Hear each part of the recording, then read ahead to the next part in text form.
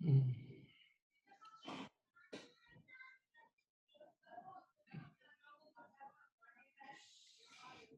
dear students, so far we have done 3 questions of final accounts.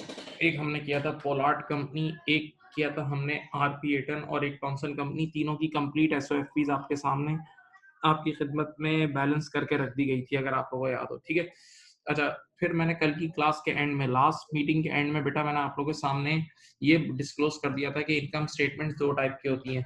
Income statements 2 type की होती है। Income statement 2 type की होती हैं। एक होती है एक्सपेंसेस बाय नेचर और एक होती है एक्सपेंसेस बाय फंक्शन। सुकून से सुने, बाय नेचर वाली इनकम स्टेटमेंट आपने तीनों बार बनाई है, तीनों सवालात में बाय नेचर ही बनाई है, जिसमें इनकम स्टेटमेंट के फेस पर सारे खर्चे आप डिस्क्लोज कर देते हो। इनकम स्टेटमेंट के फेस पर सारे खर्चे आप डिस्क्लोज कर देते हो, सारे खर्चे आप डिस्क्लोज कर देते हो। इनकम स्टेटमेंट के फेस पर आप सारे खर्चे डिस्क्लोज कर देते हो, राइट? चाहे वो डेप्रिसिएशन हो, बेड डेट हो, डायरेक्टर फीस हो, ऑडिट, हर नेचर वाइज सारे खर्चे लिखते हो, लंबी तफसील। जबकि दूसरी टाइप की इनकम स्टेटमेंट होती है बाय फंक्शन। उसमें आप फंक्शन वाइज खर्चों को पहले से एलोकेट कर लेते हो, यानी वर्किंग में सारा काम करते हो, सारा काम वर्किंग में करते हो, तवज्जो। और फिर एंड में इनकम स्टेटमेंट एक छोटी सी बन जाती है। तो फंक्शन वाइज, और फंक्शन एक कॉस्ट ऑफ सेल्स का कॉलम होता है, एक एडमिन कॉस्ट और एक डिस्ट्रीब्यूशन कॉस्ट। इतना आसानी से काम हो जाता है। बच्चे ने कहा सर क्या ये सारी चीजें हमें नजर आ रही होंगी? जी बिल्कुल नजर आ रही होंगी। आइए आज हम एक क्वेश्चन करते हैं। क्वेश्चन का नाम है, ये आपके सामने नजर आ रहा है जी, संडाओ पीएलसी। ये क्वेश्चन नंबर 4 के नाम से क्वेश्चन आपके सामने, संडाओ पीएलसी के नाम से सवाल है। ये देखें, ये स्क्रीन पे नजर आ रहा होगा। सवाल में कुछ इंफॉर्मेशन कम गिवन है, मैं वो इंफॉर्मेशन सवाल में ऐड कर रहा हूँ। सवाल में यानी सवाल ही कम लिखा हुआ है, सवाल में कुछ कमी है, पूरा कॉपी नहीं हुआ हुआ। तो मैं यहाँ लिख लेता हूँ। अगर आप लोगों के पास बच्चों बुक्स हैं तो आप लोग अपनी बुक्स में उसको अपडेट कर लें, वरना आपको ये सॉफ्ट कॉपी तो मिल ही जाती है हमेशा। ठीक है, ओके, चलो यहाँ मैं क्वेश्चन अपडेट कर रहा हूँ। 3 नाम लिख रहा हूँ। जनरल एक्सपेंसेस, ये देखो जनरल, ये क्वेश्चन का हिस्सा है भाई। हीटिंग एंड लाइटिंग, ठीक है। और तीसरा नाम मैं लिख रहा हूँ वेजेस, ठीक है भाई। और एक मिनट ठहरो,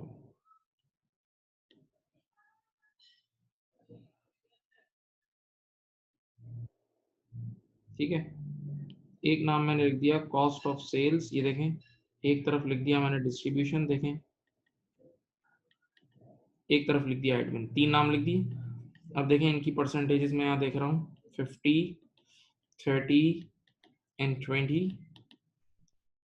ये लिख रहा हूँ मैं 40, 40 एंड 20।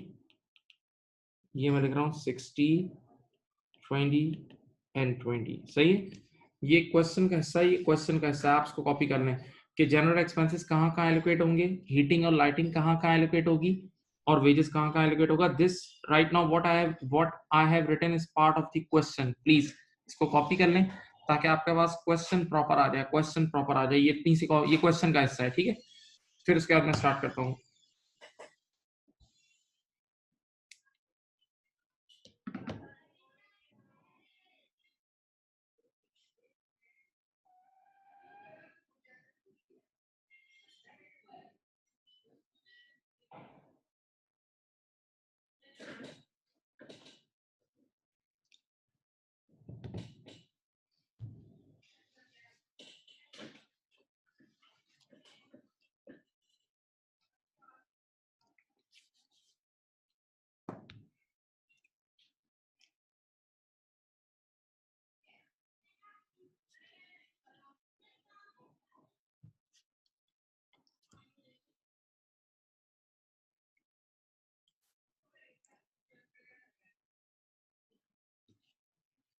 लिख लिया बेटा?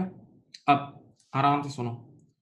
असल में ये है by function, expenses by function.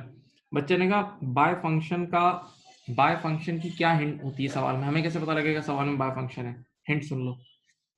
कई बार तो रिक्वायरमेंट में लिखा होता है कि prepare income statement according to IAS 1, ये लिखा होता है IAS 1। तो स्टैंडर्ड की ज्यादा रिकमेंडेशन बाय फंक्शन की तरफ ही है, तो ये एक हिंट होती है। नंबर 2, क्वेश्चन में इस तरह के डाटा गिवन होता है, देखो परसेंटेजेस गिवन होती है, देखें एडमिन डिस्ट्रीब्यूशन वगैरह की परसेंटेज आपको क्वेश्चन में गिवन होगी, क्वेश्चन में एडमिन डिस्ट्रीब्यूशन वगैरह की परसेंटेजेस आपको गिवन होगी। फिर बोल रहा हूँ, बच्चे ने कहा कि हम कैसे पहचानेंगे कि आपको एक इनकम स्टेटमेंट बाय फंक्शन वाली इनकम स्टेटमेंट बनानी है। मेरे बच्चों, मेरे प्यारे बच्चों, सीधी सीधी सी बात सुनो, बाय फंक्शन की इनकम स्टेटमेंट में या तो रिक्वायरमेंट में IS1 लिखा होता है कि प्रिपेयर अकॉर्डिंग टू IS1, या आपको इस तरह की परसेंटेजेस गिवन होती हैं एलोकेशन के लिए, तो आपको एक सेकंड में नजर आ जाता है। ठीक है, अब हमें पता है, देखो सुनो, हमें इस सवाल में जो मेजर काम करना है ना, उसके बाद मेहनत ही नहीं होगी, वो है 3 कॉलम। हमें वो 3 कॉलम बनाने हैं, cost of sales, distribution cost और admin cost, cost of sales, distribution cost और admin cost. But before we move on to that part, we need to do some small adjustment, छोटी छोटी नन्ही नन्ही एडजस्टमेंट्स करनी है। सर कौन सी? सुनो, एक्रूवल्स की एडजस्टमेंट करनी है, 1 सेकंड की जो ऊपर एडजस्ट करते हैं, प्री पेमेंट की 1 पाई की एडजस्टमेंट करिए, इतनी सी 2 रुपए की। हमें बैड डेट्स कैलकुलेट करना है इतना सा, हमें एक मिनट, हमें डेप्रिसिएशन के अमाउंट कैलकुलेट करने, स्ट्रेट लाइन और रिड्यूसिंग से, बस ये 2-3 चीजें एक बार मैं कैलकुलेट कर लूं तो फिर मैं मजे से 3 कॉलम तुम्हें बना दूंगा और मजे ले लेके सॉल्व करेंगे। बच्चे ने कहा इस सवाल में रिवैल्यूएशन है, मैंने कहा नहीं, कोई रिवैल्यूएशन नहीं है इस सवाल में, कोई रिवैल्यूएशन नहीं है, कोई रिवैल्यूएशन नहीं है। बस कॉन्फिडेंस से बैठे, आप बहुत कुछ पढ़ चुके हैं, बहुत कुछ पढ़ चुके हैं, कोई मुश्किल नहीं होगा अब आप लोगों के लिए। सही है, चलो बिस्मिल्लाह। मैंने आपको पहले ईयर एंड देख लो, ईयर एंड अपना हो रहा है 31 मई X4 को। मेरे प्यारे जवान बच्चों, ईयर एंड अपना हो रहा है 31 मई X4 को। तो जब अकाउंटिंग पीरियड 31 मई X4 को एंड हो रहा होगा, तो बेटा 1 जून X3 को स्टार्ट हो रहा होगा। 1 जून X3 को अकाउंटिंग पीरियड स्टार्ट हो रहा होगा। ओके, नाउ आगे बढ़ते हैं, गोइंग फॉरवर्ड। क्या लिखा है नोट नंबर 1 में? तुम्हारे पास नोट नंबर 1 में ईयर एंड का स्टॉक गिवन है, क्लोजिंग स्टॉक। बगैर किसी नाराजगी के आप सबको पता है कि closing stock cost of sale में जाता है, closing stock cost of sale में जाता है, closing stock cost of sale में जाता है, closing stock cost of sales में जाता है, closing stock cost of sales में जाता है। ओके, अब तो कॉस्ट ऑफ सेल जब निकाल रहा हूँ तो उसमें लिख दूंगा, डरो मत। Number 2, marketing and advertising expenses include, आंखें खोलो देखो, फील करो, marketing and advertising expenses include 6,000 paid in advance for a marketing campaign which will begin in June X4। खुद मुंह से बोल रहा है पेड इन एडवांस, और ये अगले साल के लिए अभी से पेमेंट कर दी है, तो दिस इज प्री पेमेंट। तो प्री पेमेंट का मतलब वो अगले साल यूज होगी, इस साल तो यूज नहीं हुई ना, तो इस साल के खर्चे में से निकाल दो, इस साल जो ऊपर पेमेंट हुई है उसमें से हटा दो, क्योंकि हमें तो एक्सपेंसेस निकालने हैं ना। तो देखें ऊपर जाएंगे, कितनी है मार्केटिंग, 248 में से 6 रुपए लेस कर दिए, 248 में से 6 रुपए लेस कर दिए, 248 में से 6 रुपीज लेस कर दी, 248 में से 6 रुपए लेस कर दिए, 248 में से 6 रुपया लेस कर दिया। ओके, 248 में से 6 रुपए लेस कर दिए मेरे बच्चों। हाँ जी, अब मेरी बात को सुने, फिर आए आगे, ये जो भी लाइन लिखी है इसको छोड़ दो, ये कहाँ एलोकेट होगा वो बात का अमल है, एलोकेशन मैं बाद में कराऊंगा, अभी तो मैं छोटी छोटी एडजस्टमेंट्स करा रहा हूँ। नोट नंबर 3 बिल्कुल तैयार एडजस्टमेंट है, देखते ही हो जानी चाहिए, देखते ही हो जानी चाहिए। आप बोलोगे फारिग है, फारिग है। There are wages outstanding of 10,000, outstanding wages means accrued wages, accrued wages, accrued accrued. तो एक्रूड का मतलब ऊपर कुछ पेमेंट हुई होगी और नीचे ये एक और उधार भी है, तो इसका मतलब लड़कों से काम ज्यादा लिया है, काम ज्यादा लिया है। तो अगर आपको एक्चुअल एक्सपेंस निकालना है तो ऊपर जाके 10 रुपए ऐड कर दो, क्योंकि क्लोजिंग एक्रूड आपने पहले 3 सवाल में ही पढ़ा, ऐड होते हैं। सही है, तो 10 रुपए की एक्रूड वेजेस आप ऐड कर दोगे, 10 रुपए की एक्रूड वेजेस आप मेरे बच्चों ऐड कर दोगे। ओके, हाँ, अब नोट नंबर 4 आ गया इस सवाल में, इस सवाल में ही आ गया। बेटा तुमने जब बैड डेट पढ़ा था, जब तुमने बैड डेट्स पढ़ा था, उसमें तुमने ये पढ़ा था कभी कभार लिखा होता है bad debts already written off, और कभी कभार लिखा होता है bad debts to be written off. कभी लिखा होता है bad debts already written off and कभी लिखा होता है to be written off, to be written off. Okay, अब देखो इस बार टू बी रिटन ऑफ आ गया, 3 सवाल के बाद ये केस आ गया। चलो पढ़ो। अ कस्टमर, देखो नीचे अलग से लिखा हुआ है, a customer ceased trading owing the company 38,000, the debt is not expected to be recovered. देखा बेटा, आज से पहले बैड डेट ऊपर टीबी में गिवन होता था, तो जब बैड डेट टीबी में गिवन होता था इसका मतलब ऑलरेडी राइट ऑफ हो चुका था। जब बैड डेट टीबी में गिवन होता था तो ऑलरेडी राइट ऑफ हो चुका था। इस बार टीबी में नहीं गिवन है, नीचे एडजस्टमेंट में गिवन है, तो अपने हाथों से हमें राइट ऑफ का काम करना है, हमें अपने हाथों से, क्योंकि नीचे जो एडजस्टमेंट लिखी हुई होती है वो ऑलरेडी पोस्ट नहीं हुई थी। सही है बेटा, तो ये पहले 38 का मैं राइट ऑफ करूंगा और फिर बताओ कितने परसेंट शक करेंगे। देखो 5% का शक करेंगे। सही है, आप लोग एक्सपर्ट लोग हैं, पहले से कर चुके हैं, सीखे आए। इधर देखें, आप बताएं आपके पास ईयर एंड के रिसीवेबल्स कितने हैं। पहले देखो ईयर एंड का अल्लाह खुश रखे रिसीवेबल है 438। चलो वर्किंग शुरू करते हैं। यहाँ देखो, यहाँ देखो,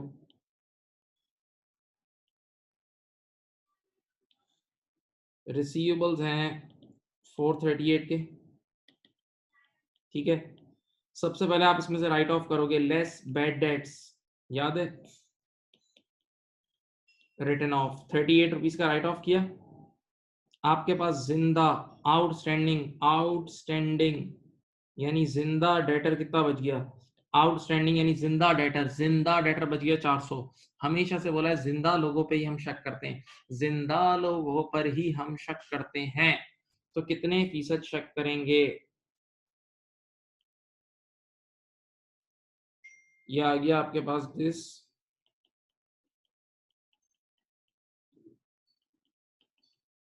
year allowance 20, this year allowance 20, this year allowance 20। ठीक है, अब बच्चे ने कहा हमें याद आ रहा है, याद आना फ्लैशबैक, ठक ठक जगमग जगमग।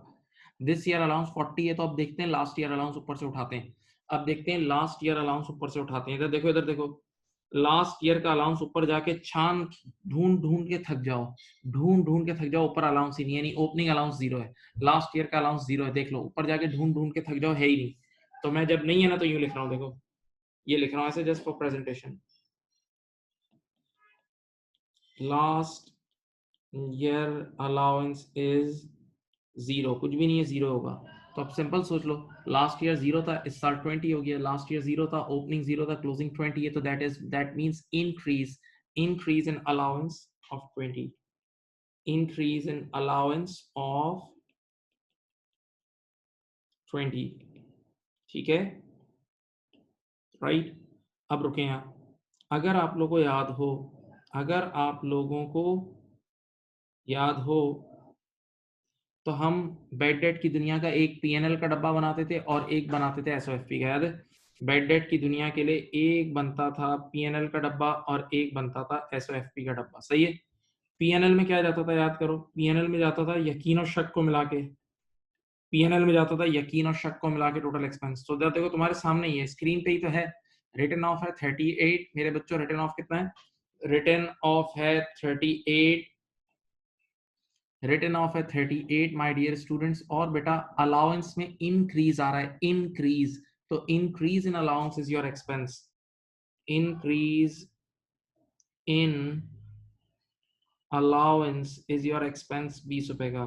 तो ये दोनों ऐड करो, 38 और 20 इज 58, 38 और 20 इज 58। ओके बेटा, तो बस एक बात बोलूं, बस इनकम स्टेटमेंट में ये 58 लिख देना, जान छूट गई।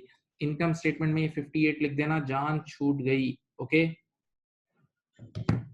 अच्छा एसओएफपी को देखते हैं, एसओएफपी को देखते हैं, एसओएफपी को देखते हैं। बेटा एसओएफपी में ईयर एंड के नंबर जाते हैं, ईयर एंड के रिसीबल और ईयर एंड का अलाउंस, ईयर एंड के रिसीबल, ईयर एंड का अलाउंस।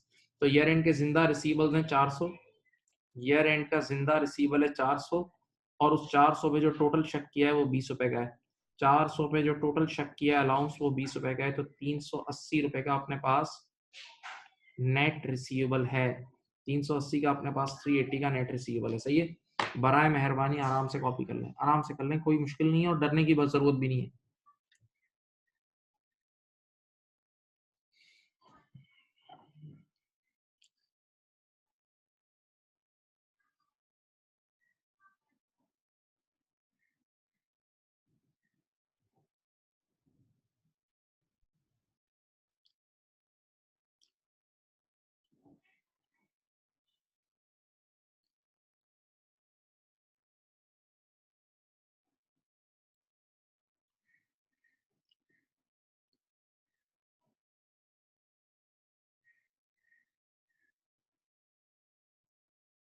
बेटा कॉपी कर लें।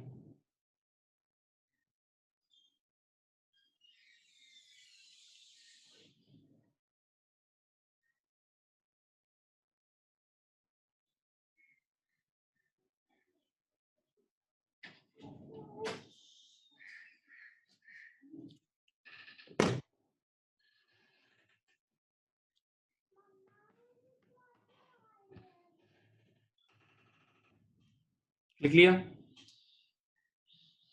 लिख लिया बच्चों? तो सब मेजॉरिटी काम हो गया, बस एक डेप्रिसिएशन के नंबर्स निकालने हैं, छोटे छोटे डेप्रिसिएशन के नंबर्स, बस हो जाएगा, फिर खत्म। आ जाओ, चलो। कह रहा है depreciation is to be provided as, सिर्फ डेप्रिसिएशन कैलकुलेट करनी है, अभी उसको एलोकेट नहीं करनी है, सिर्फ कैलकुलेट करनी है। तो देखो, buildings eight 5% per annum on their original cost, बस आगे नहीं पढ़ना, वो बात का काम है। बिल्डिंग की डेप्रिसिएशन कैलकुलेट होगी 5% on cost, 5% on cost, 5% on cost, straight line. इधर आओ, बिल्डिंग की कॉस्ट कितनी है? बिल्डिंग की कॉस्ट अल्लाह खुश रखे 5000, बस इधर देखो, यहां मैं नीचे ही निकाल देता हूं, चलो।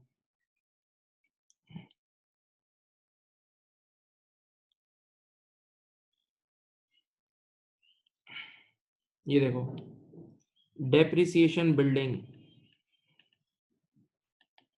बिल्डिंग की कॉस्ट थी 5000, इसका 5% मेरे ख्याल से 250, बिल्डिंग की डेप्रिसिएशन आ गई 250, बिल्डिंग की डेप्रिसिएशन आ गई सिंपल ऑन कॉस्ट, कोई शेयरिंग नहीं। बच्चे ने कहा रिवैल्यूएशन, मैंने कहा है ही नहीं, मैं क्या करूं, है ही नहीं, भूल जाओ, आ जाओ। अब अगला एसेट है motor vehicle at 25% per annum of the written down value, यानी NBV. एनबीवी percentage on NBV is reducing balance, percentage on NBV is reducing balance method, is reducing balance method, याद है? हाँ, ऊपर जाओ, इसकी व्हीकल की एनबीवी कैसे निकलती है? ये रही कॉस्ट, ये रही व्हीकल की कॉस्ट, और ये रही व्हीकल की, ये रही व्हीकल की एक्यूमुलेटेड डेप्रिसिएशन। ये देख लो, ये रही व्हीकल की एक्यूमुलेटेड डेप्रिसिएशन, वो रही कॉस्ट 160 कॉस्ट है, 160 कॉस्ट है, 60 की एक्यूमुलेटेड डेप्रिसिएशन है, 160 कॉस्ट और 60 की एक्यूमुलेटेड डेप्रिसिएशन है। हाँ, तो यहां लिखेंगे डेप्रिसिएशन व्हीकल, बेटा यहां देखें, 160 माइनस 60, एनबीवी आ गई, एनबीवी आ गई, चुपचाप 25%, चुपचाप 25%, 25 बेटा। ये 25 जो डेप्रिसिएशन है, ये 25 जो डेप्रिसिएशन है, ये किसकी है? व्हीकल की है, ये किसकी है? व्हीकल की है। Okay, right. अब तीसरा एसेट कौन सा है? डेप्रिसिएशन प्लांट एंड इक्विपमेंट, वो भी कह रहा है 20% of the written down value यानी एनबीवी, परसेंटेज ऑन एनबीवी। मेरे जवानों, मेरे प्यारों, मेरे प्यारों, percentage on NBV, once again reducing balance है। आ जाओ, आ जाओ। प्लांट की कॉस्ट क्या है? प्लांट की कॉस्ट है 700, प्लांट की एक्यूमुलेटेड डेप्रिसिएशन है 240, देख लें, प्लांट की कॉस्ट है 700, एक्यूमुलेटेड डेप्रिसिएशन है 240, 240 याद रखना।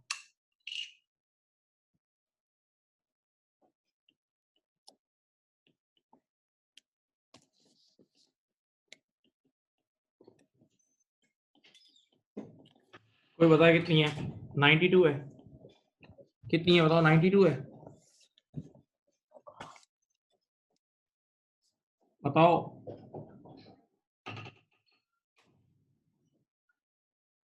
700 माइनस 2, यस, ठीक है, याद था मुझे, अंदाजन यही था, आता है मुझे। चलो, अब डेप्रिसिएशन निकाल दी, अभी मुझे डेप्रिसिएशन को एलोकेट नहीं करना, वो अलग मरहला है, वो अलग मरहला है, that is separate thing. Okay, तो ये आपकी डेप्रिसिएशन आ गई। आप एक छोटी सी एंट्री ऐसे ही बना लें इन सब की जहन में, इन सब की अपनी अपनी एंट्री बनती है, डेप्रिसिएशन एक्सपेंस डेबिट और एक्यूमुलेटेड डेप्रिसिएशन क्रेडिट।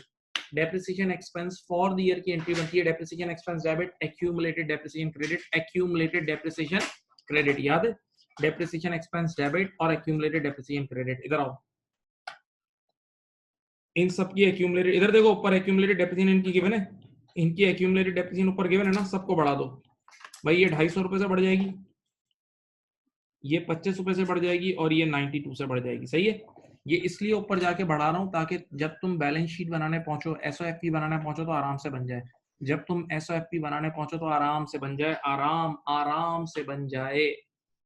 ओके, चलो, ये रहा तुम्हारे सामने डेप्रिसिएशन, बस ये कॉपी करो, उसके बाद तुम्हें आराम से हाथ जोड़ के बैठ जाना है, हाथ जोड़ के बैठ जाना है, मैं सॉल्व करा दूंगा।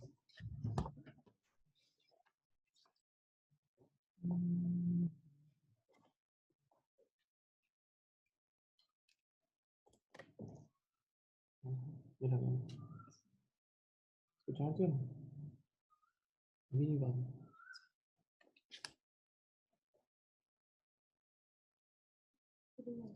पीएनएल में फॉर द ईयर ज्यादा है जी, एक बच्चे ने सवाल किया जी मेरे बेटे।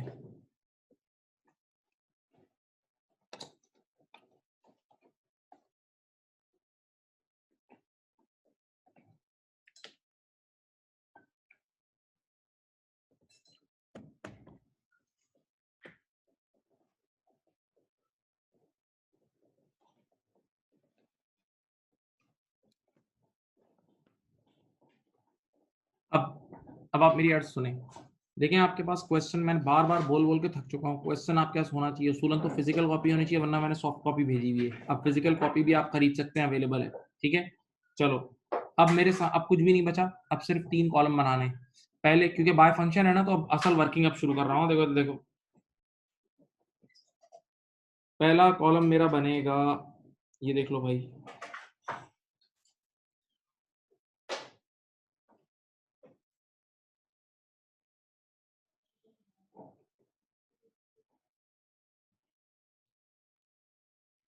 ये देखिए, cost of sales, distribution cost और एडमिन कॉस्ट। सही है। अब आप पहले मेरी मेरी डिस्कशन सुने। यहाँ देखें, कुछ चीजें ऐसी होंगी जो देखते ही पता लग जाएंगी कहाँ जाएंगी। कुछ चीजें ऐसी होंगी जो खुद देखते ही आपको खुद पता होगी कहाँ जाएगी। सही है। और कुछ चीजें ऐसी होंगी जिनके बारे में इंफॉर्मेशन गिवन होगी, जानकारी गिवन होगी, कहाँ लेके जाना है। सही है, कहाँ लेके जाना है। फिर बोल रहा हूँ, कुछ चीजें देखते ही आपको एक नजर में पता लग जाएंगी और कुछ चीजें हमें देखनी होंगी। अच्छा, अब मेरी अर्ज सुने। बराए मेहरबानी उसी तरह पढ़ाऊंगा। ट्रायल बैलेंस के टॉप से शुरू करेंगे। ट्रायल बैलेंस के टॉप से ट्रायल बैलेंस के टॉप से शुरू होगा। सही है। आप अपने पास क्वेश्चन निकाल लें, मैं भी अपने पास क्वेश्चन निकाल रहा हूँ। क्वेश्चन एक तरफ स्क्रीन पे सामने रखूंगा ताकि सारा मरहला आसानी से गुजरे, प्यार मोहब्बत से।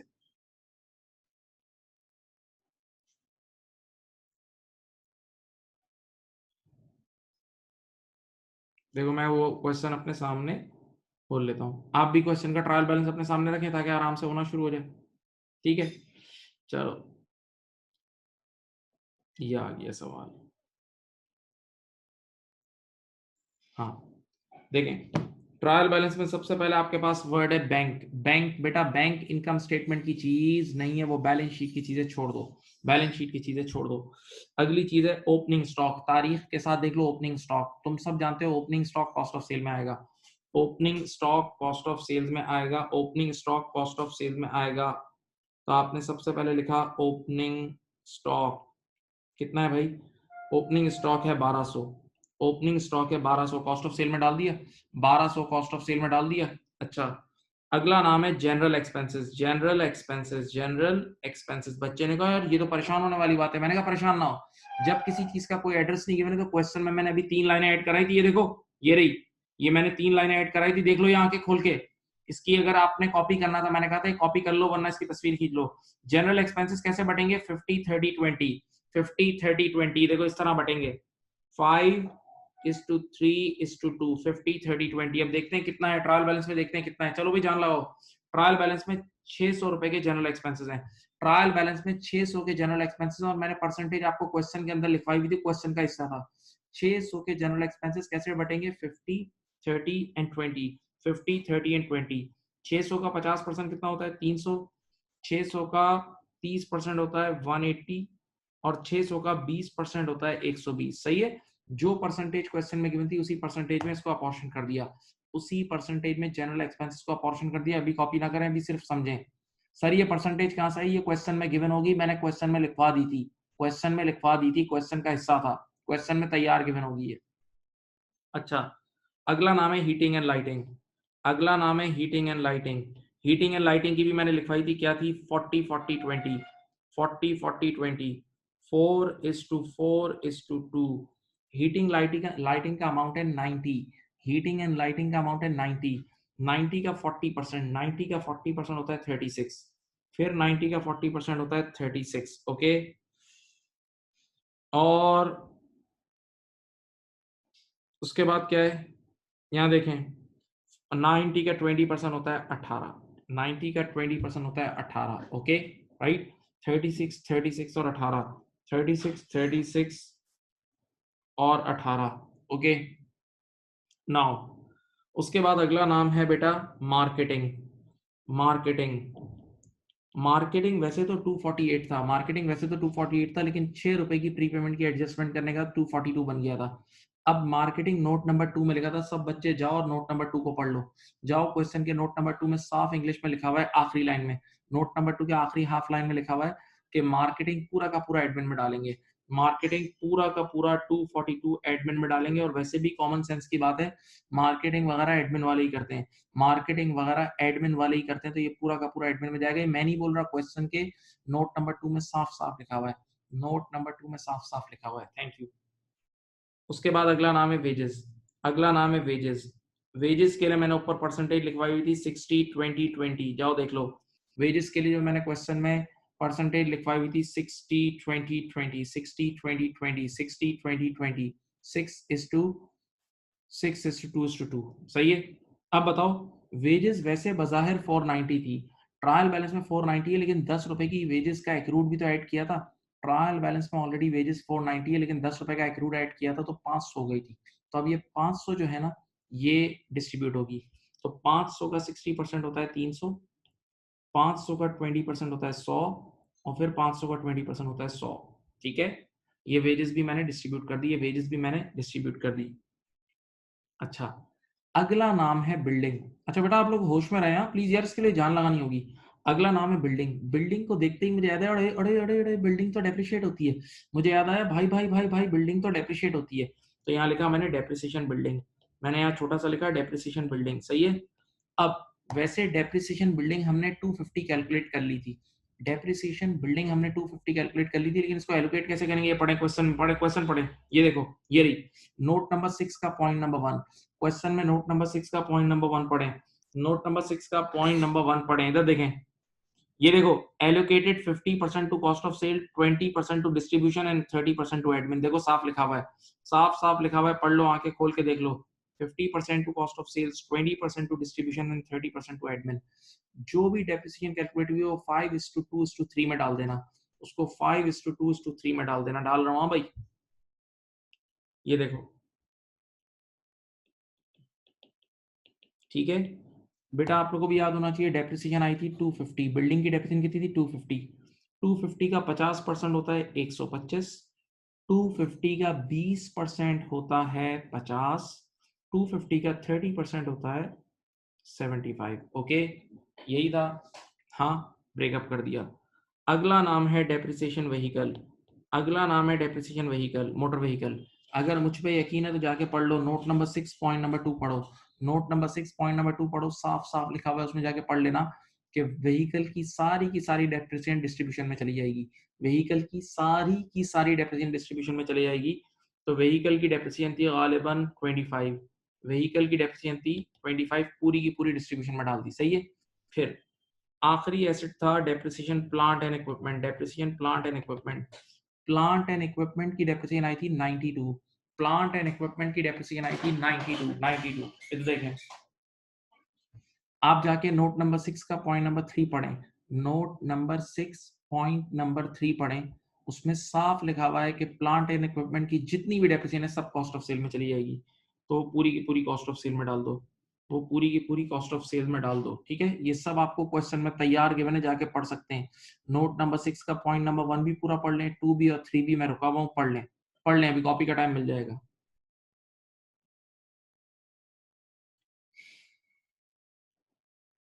अब ट्रायल बैलेंस का भी, एसेट्स के बाद अगला नाम है एक्यूमुलेटेड प्रॉफिट्स। एक्यूमुलेटेड प्रॉफिट्स का मतलब रिटेन अर्निंग, एक्यूमुलेटेड प्रॉफिट्स का मतलब रिटेन अर्निंग। रिटेन अर्निंग को छोड़ दो, वो बैलेंस शीट और सोशी में जाती है, छोड़ दो। अब उसके बाद ट्रेड रिसीवल्स, अगला नाम है ट्रेड रिसीवल। जैसे ही ट्रेड रिसीवल को देखा बैड डेट याद आया, जैसे ही ट्रेड रिसीवल को देखा बैड डेट याद आया, बैड डेट याद आया। बोलो भाई, बैड डेट का डब्बा बनाया था 58 का, बैड डेट का डब्बा बनाया था 58 का। तुम मुझे एक बात बताओ, आप मुझे बताओ, चलो बेड डेट कहाँ बुक करूं, आप लोग बोलो, मैं कुछ नहीं बोल रहा, बताओ बेड डेट कहाँ बुक करूं। बेड डेट के बारे में वो खामोश है, कुछ भी नहीं बता रहा, कहाँ बुक करूं। एडमिन, बेड डेट एडमिन में बुक होगा कि एडमिन की कमी कोताही की वजह से वो क्रिएट होता है। तो बेड डेट जो था ना 58, पूरा का पूरा एडमिन में डाल दो। बेड डेट 58 पूरा का पूरा एडमिन में डाल दो, बेड डेट पूरा का पूरा एडमिन में डाल दो। उसके बाद परचेसेस, उसके बाद है परचेसेस। बच्चा भी जानता है परचेसेस कॉस्ट ऑफ सेल में आता है, परचेसेस कॉस्ट ऑफ सेल्स में आता है, परचेसेस कॉस्ट ऑफ सेल्स में आता है, राइट। बेटा बेड डेट 38 नहीं है, 58 है, पूरा डब्बा बनाया था, पूरा डब्बा देख लेना। परचेसेस कहाँ जाएगा, 2200 रुपए का कॉस्ट ऑफ सेल में ऐड हो जाएगा। परचेसेस 2200 का कॉस्ट ऑफ सेल में ऐड हो जाएगा, सही है। उसके बाद है लोन नोट का इंटरेस्ट छोड़ दो, लोन नोट का इंटरेस्ट तो पीबीआईटी के बाद आता है, वो यहाँ नहीं आएगा, वो यहाँ नहीं आएगा, वो profit before interest and tax के बाद आता है, छोड़ दो उसे। फिर रेवेन्यू, रेवेन्यू आपकी इनकम स्टेटमेंट के टॉप पे अलग अलग से आता है, सेल्स रेवेन्यू टॉप पे आता है इनकम स्टेटमेंट के, वो कॉस्ट ऑफ सेल्स या किसी हेड खर्चे में नहीं आता, वो खर्चे में नहीं आता है बेटा, ओके। देन उसके बाद है डिस्काउंट रिसीव, सुकून सुकून बेटा, डिस्काउंट रिसीव मुझे भी पता है, आपको भी पता है अदर इनकम है, मुझे भी पता है और आपको भी पता है अदर इनकम है, लेकिन बाय फंक्शन का जो फॉर्मेट है ना उसमें अदर इनकम नॉर्मली अलग से नहीं लिखते, तो एग्जामिनर की बेस्ट प्रैक्टिस ये है कि वो इन्हीं खर्चों में से लेस कर देता है। भाई इनकम का मकसद प्रॉफिट को बढ़ाना होता है, इनकम का मकसद प्रॉफिट को बढ़ाना होता है, तो अगर हम इनमें से कोई खर्चा भी कम कर देंगे तो प्रॉफिट बढ़ ही जाएगा, अगर हम इनमें से कोई खर्चा कम कर देंगे तो प्रॉफिट अल्टीमेटली बढ़ ही जाएगा। हाँ, तो बताओ डिस्काउंट रिसीव एक इनकम है, तो इन तीनों में से किसी एक हेड में से लेस कर दो। नॉर्मली डिस्काउंट रिसीव आपने खरीदारी की है, परचेजेस की, इस वजह से अराइज हुआ है ना, तो इसीलिए कॉस्ट ऑफ सेल में से लेस हो जाता है। इन सवालात में बाय फंक्शन में कॉस्ट ऑफ सेल में से एग्जामिनर की प्रैक्टिस है कि वो लेस कर देते हैं। तो देखें डिस्काउंट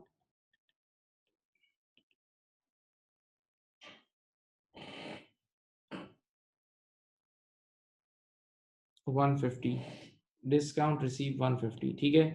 इसके बाद आप क्वेश्चन में अब एक ट्रेड पेबल गिवन है, वो भी बैलेंस शीट की आइटम है, ऑर्डिनरी शेयर्स बैलेंस शीट और सोशी की आइटम है, और एक्यूमुलेटेड डेप्रिसिएशन डेप्रिसिएशन मैंने ले ली है।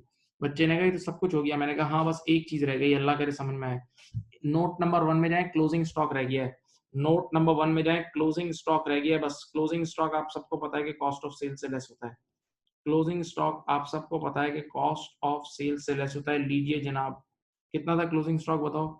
क्लोजिंग स्टॉक है आपका 800, क्लोजिंग स्टॉक है 800। चलो भाई, चलो भाई, चलो भाई, कोई एक बच्चा मुझे जरा ये सबकी समिंग समिंग कर दे, सम कर दो, कॉस्ट ऑफ सेल भी मुझे निकाल के दो, कॉस्ट ऑफ सेल भी मुझे निकाल के दो, मुझे डिस्ट्रीब्यूशन का भी टोटल निकाल के दो, मुझे एडमिन भी निकाल के दो, चलो सही निकाल के देना, वरना आंसर नहीं आएगा।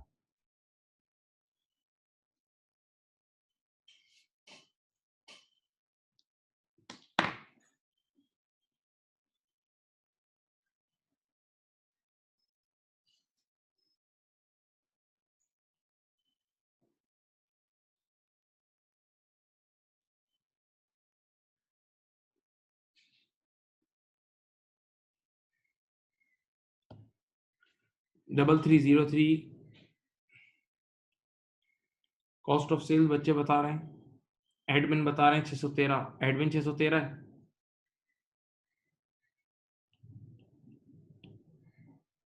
और डिस्ट्रीब्यूशन कितनी है बेटा 391। चलो अब ये कॉपी कर लें, सवाल का दिल यही था, सवाल का बस यही दिल है, बस खत्म।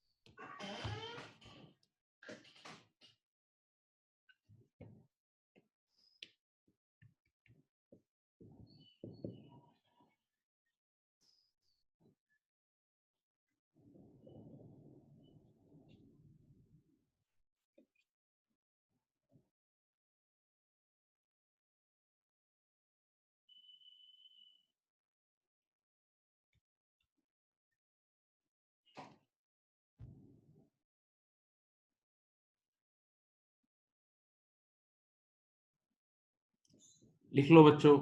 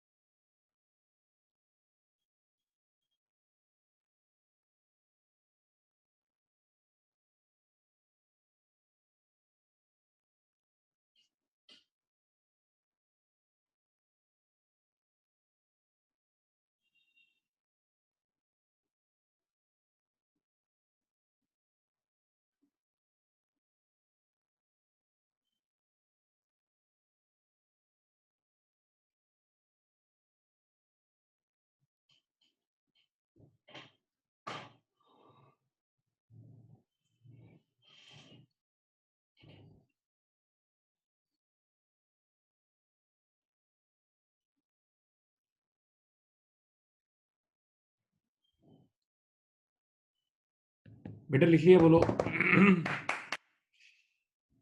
लिख लिया।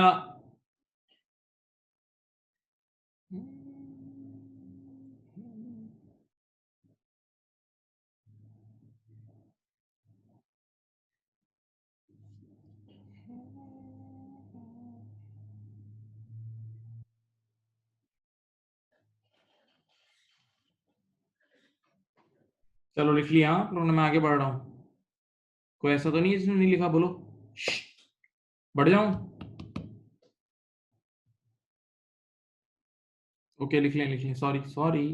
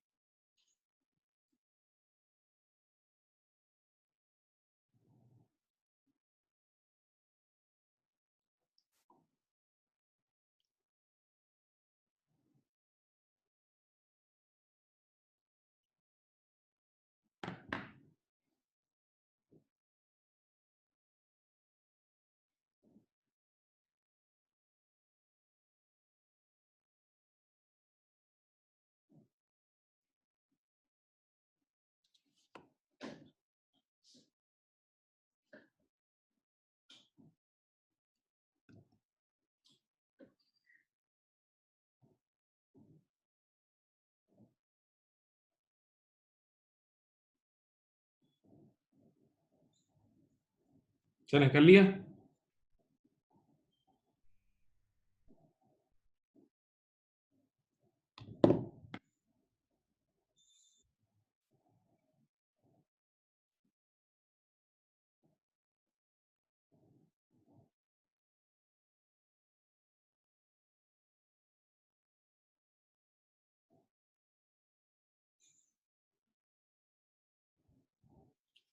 हाँ भाई, चले, थैंक यू। अब मेहनत खत्म, भूल जाओ, मेहनत को भूल जाओ, बाय बाय बाय बाय, मेहनत खत्म, कुछ भी नहीं है। अब पहले आप इनकम स्टेटमेंट बनाओगे, इस बार कुछ ओसीआई की चीजें भी नहीं है, कोई रिवैल्यूएशन को भी, नॉर्मल इनकम स्टेटमेंट बना ले। यहाँ देखें, क्या नाम है कंपनी का? कंपनी का नाम है,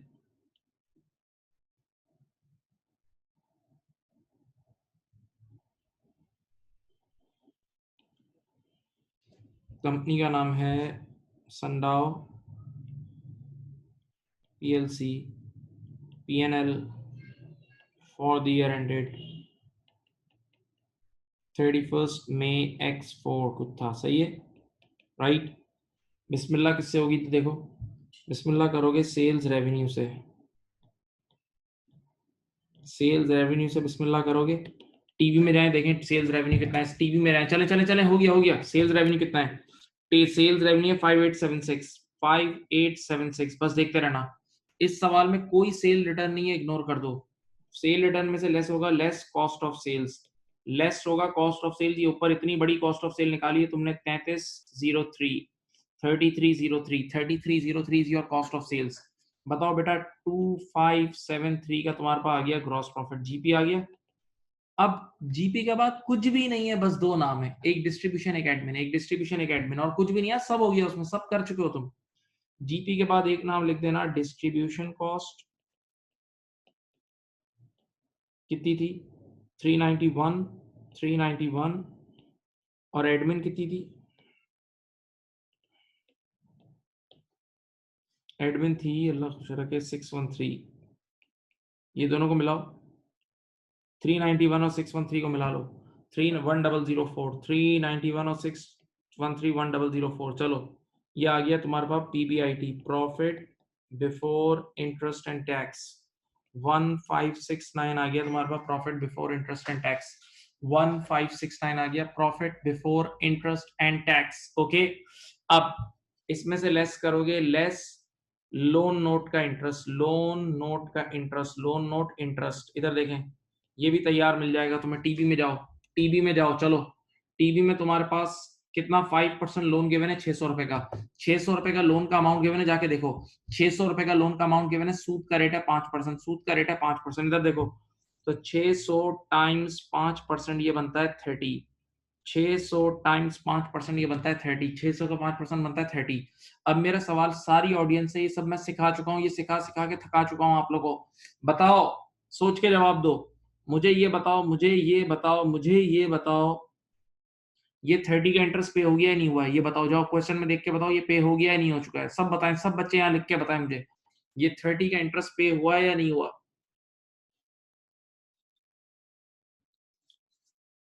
सब बताओ बेटा, अभी एक से नहीं पूछा, सबसे पूछा है मैंने। कुछ नहीं होता यार, कोई गरीब नहीं हो जाओगे लिख दोगे तो।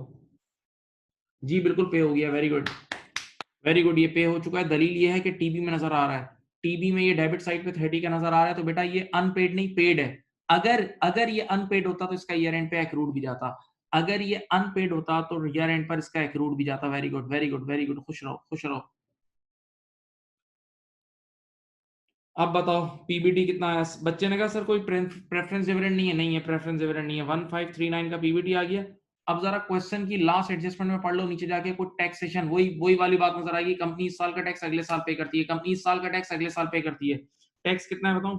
टैक्स है, सवाल में देख लेते हैं अभी। ये देखो, ये कह रहा है इनकम टैक्स 250 का है, इनकम टैक्स 250 का है, 250। ये लो, टैक्स एक्सपेंस है,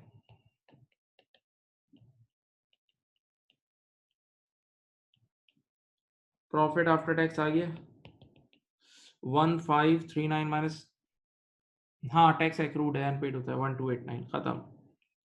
बच्चे ने कहा यार इसके आगे कोई कॉपी नहीं करना। मैंने कहा कुछ भी नहीं करना, ओसीआई है ही नहीं सवाल में।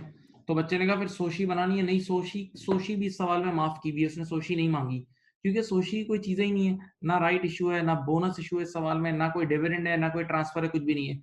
बस एक प्रॉफिट है, मैं वो प्रॉफिट तुम्हें एडजस्ट करना सिखा दूंगा बैलेंस शीट में। इस सवाल में सोशी की भी कोई चीज नहीं है, इस सवाल में सोशी की भी कोई चीज नहीं है, सोशी की भी कोई चीज नहीं है। Okay, right.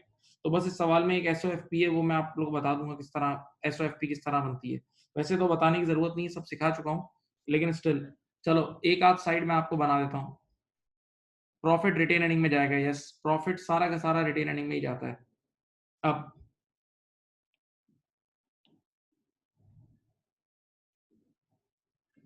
यहाँ देखें, संडाव एसओएफपी एज एट 31 मई X4, ये देख लो भैया, ऐसे ही हल्की फुल्की बनाया था एसओएफपी यार। 3 कॉलम तुम्हें याद है, कॉस्ट, एक्यूमुलेटेड डेप्रिसिएशन और एनबीवी याद है? कॉस्ट, एक्यूमुलेटेड डेप्रिसिएशन और एनबीवी। मेरे ख्याल से इस सवाल में जमीन नहीं है, जाओ चेक करते हैं, जमीन को चेक करते हैं, क्या इस सवाल में जमीन है? नहीं है, जमीन नहीं है। तो बस 3 एसेट हैं इस सवाल में, एक बिल्डिंग है, एक व्हीकल है, एक प्लांट है। सही है। बिल्डिंग की कॉस्ट कितनी थी ओरिजिनल? 5000, इसकी थी 160, इसकी थी 700। ठीक है। अब बताओ एक्यूमुलेटेड डेप्रिसिएशन बताओ। बिल्डिंग की ईयर के स्टार्टिंग की एक्यूमुलेटेड डेप्रिसिएशन थी 2000, जाके देख लो, ट्रायल बैलेंस में जाके देखो, बिल्डिंग की ईयर के स्टार्टिंग की एक्यूमुलेटेड डेप्रिसिएशन थी 2000, याद है? और उसमें वो ईयर के स्टार्टिंग की एक्यूमुलेटेड डेप्रिसिएशन थी। इस साल 250 से और डेप्रिशिएट हुआ, इस साल बिल्डिंग 250 से और डेप्रिशिएट हुई, तो 2000 प्लस 250 2250 की ईयर के एंड की एक्यूमुलेटेड डेप्रिसिएशन है। बिल्डिंग की ईयर के एंड की एक्यूमुलेटेड डेप्रिसिएशन है 2250। तो जरा सोच के बताएं एनबीवी कितनी आई होगी? एनबीवी आ गई होगी 2750, एनबीवी आ गई होगी 2750, 2750 आ गई होगी। सही है। इसी तरह बेटा व्हीकल की, तवज्जो सुने, व्हीकल की ईयर के स्टार्टिंग की, व्हीकल की ईयर के स्टार्टिंग की एक्यूमुलेटेड डेप्रिसिएशन थी 60, व्हीकल की ईयर के स्टार्टिंग की एक्यूमुलेटेड डेप्रिसिएशन कितनी थी? 60।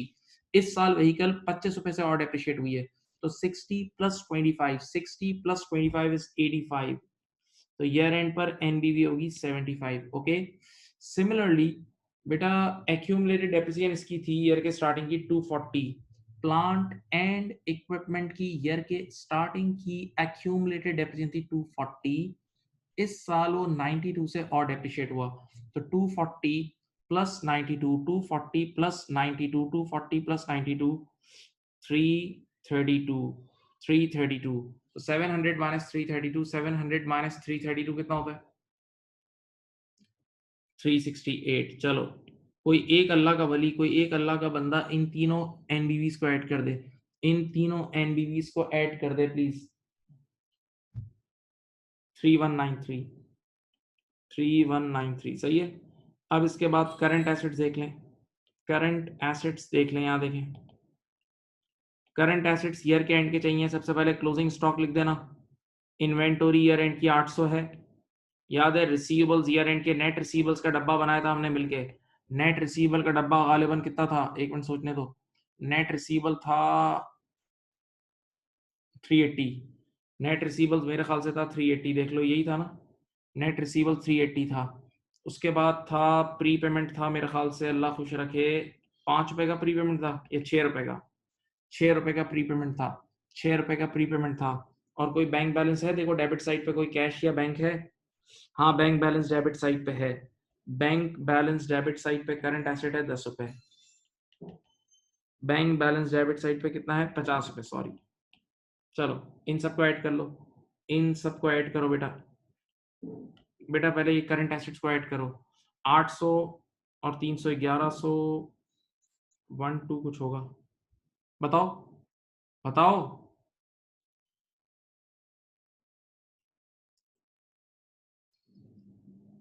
बेटा करंट एसेट्स का टोटल बताओ।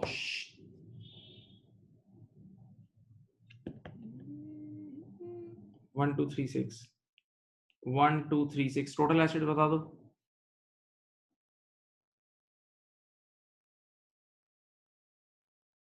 4429, ठीक है राइट। चलो मैंने अब ये यहां तक बना दिया है, इक्विटीज एंड लाइबिलिटीज आप बना लेना, बस रिटेन अर्निंग निकालना तुम्हें सिखाना है, वो बता देता हूँ। चलो ये लो कॉपी कर लो,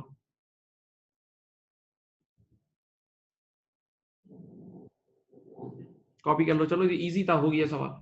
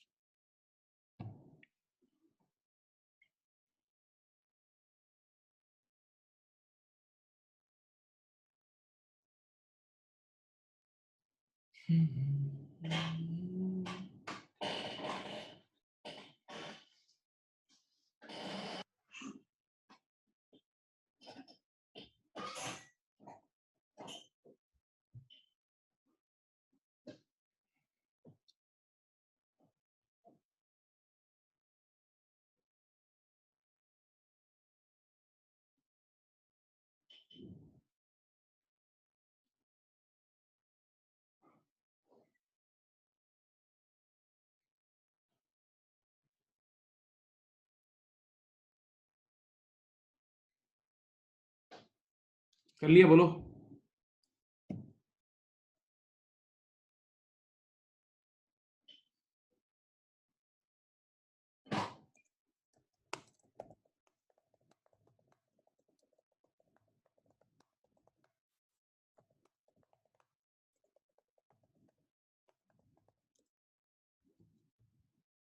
हाँ भाई, रिटेन अर्निंग को एक्यूमुलेटेड प्रॉफिट भी कहा जाता है। एक बच्चे ने सवाल किया रिटेन अर्निंग को एक्यूमुलेटेड प्रॉफिट कहा जाता है, हाँ हाँ हाँ, यस यस यस। अच्छा अब देखो, मैं सोच रहा हूँ इसकी बैलेंस शीट 1-2 मिनट की है और बना ही देता हूँ यार, अब क्या करूँ। बैलेंस शीट की अगली साइड भी बना देता हूँ, एक खट बन जाएगी, कोई मुश्किल नहीं है। लिख लिया, कॉपी कर लिया, बोलो।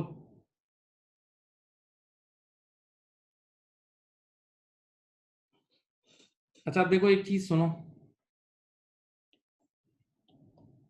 तुम्हारे पास ये इतनी रिटेन अर्निंग थी ईयर के स्टार्टिंग में, देखो ये डब्बा नजर आ रहा है, ये ओपनिंग रिटेन अर्निंग थी, ठीक है। इस साल तुम्हें और प्रॉफिट भी हुआ, कुछ प्रॉफिट भी हुआ, तो जो भी ओपनिंग रिटेन अर्निंग है वो प्रॉफिट में ऐड हो जाती है।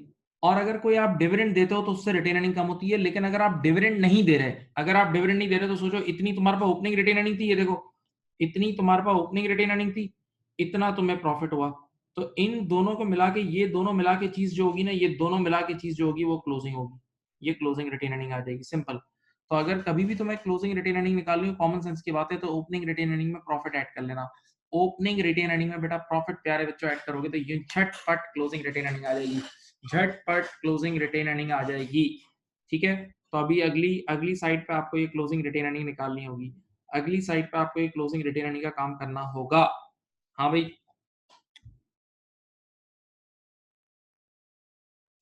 क्या मैं मूव कर सकता हूँ अगले पेज पे? नेक्स्ट पेज पे मूव कर रहा हूँ मैं, ठीक है।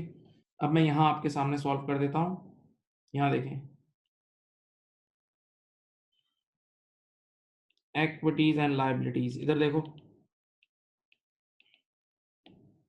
पहला हेड होता है कैपिटल एंड रिजर्व्स का, याद है?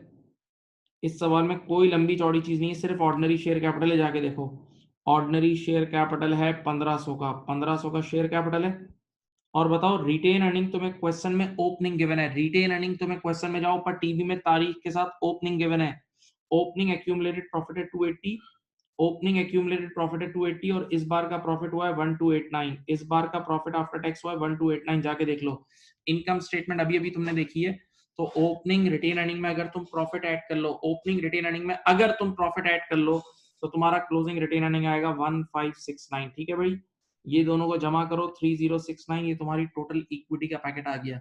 बच्चे ने कहा सर वो शेयर प्रीमियम, मैंने कहा नहीं है सर, वो रिवैल्यूएशन रिजर्व, मैंने कहा नहीं है, मैं कहां से लाऊं? एनसीए रिजर्व कुछ भी नहीं है इस सवाल में, कुछ भी नहीं, थका हुआ सवाल है यार। अब आओ, अगला हेड होता था non current liabilities, non current liabilities याद है? अब इसमें आपके पास आएगा कितना परसेंट लोन नोट था? ये था आपके पास 6% लोन नोट था, या क्या था? 5% लोन नोट,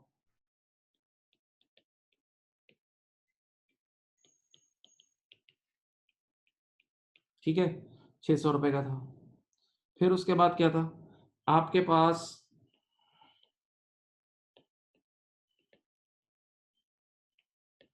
करंट लाइबिलिटीज थी, करंट लाइबिलिटीज थी, करंट लाइबिलिटीज थी।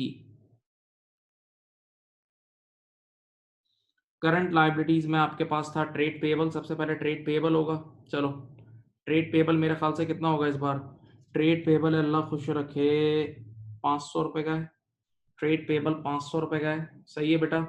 एक्रूड वेजेस कितनी थी? एक्रूड वेजेस 10 रुपए की थी, हाँ, एक्रूड वेजेस थी 10 रुपए की। इनकम टैक्स था 250 का, इनकम टैक्स था 250 का। मेरे ख्याल से इस सवाल में कोई एक्रूड इंटरेस्ट, कोई डिविडेंड, कुछ भी ऐसी चीज नहीं थी। जरा चलो भाई ये साइड भी ऐड कर लो, ये साइड भी ऐड कर लो भाइयों। हुआ बैलेंस? देखो 4429 से बैलेंस हो गया, देख लो। यस यस, बैलेंस हो गया, चलो हो गया। क्वेश्चन डन, क्वेश्चन डन, अल्हम्दुलिल्लाह। करो कॉपी, करो कॉपी करो। एक और सवाल हमने करना है छोटा सा, तो आप बाय फंक्शन भी सीख जाएंगे इंशाल्लाह।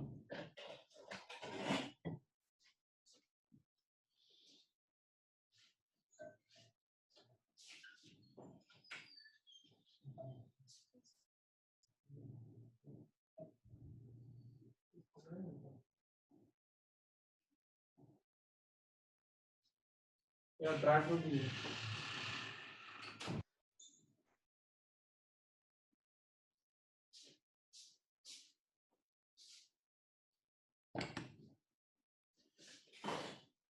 लो,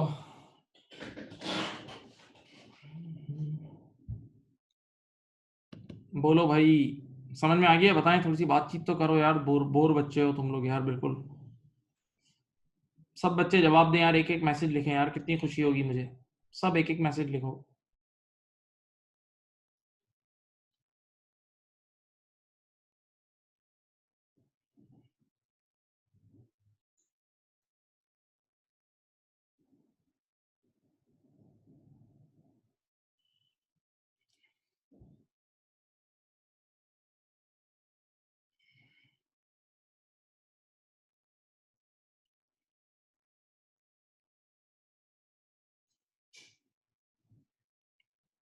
चलो यार, अल्लाह खुश रखे आप लोगों को।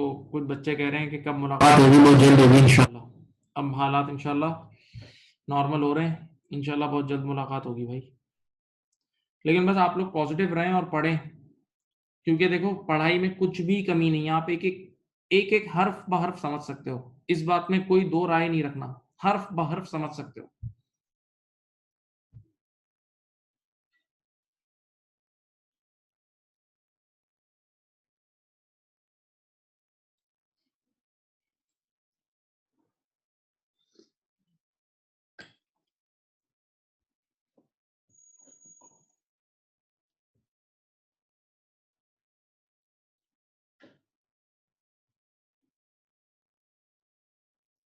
नेक्स्ट क्वेश्चन है हमारा मेल राइट के नाम से। मेल राइट अभी मैं स्क्रीन पे है मेरे पास, निकालो। ये हो गया, आप लोगों ने कर लिया होगा मेरे ख्याल से, कोई इतनी बड़ी चीज नहीं थी। Next question is male right, कहाँ गया भाई?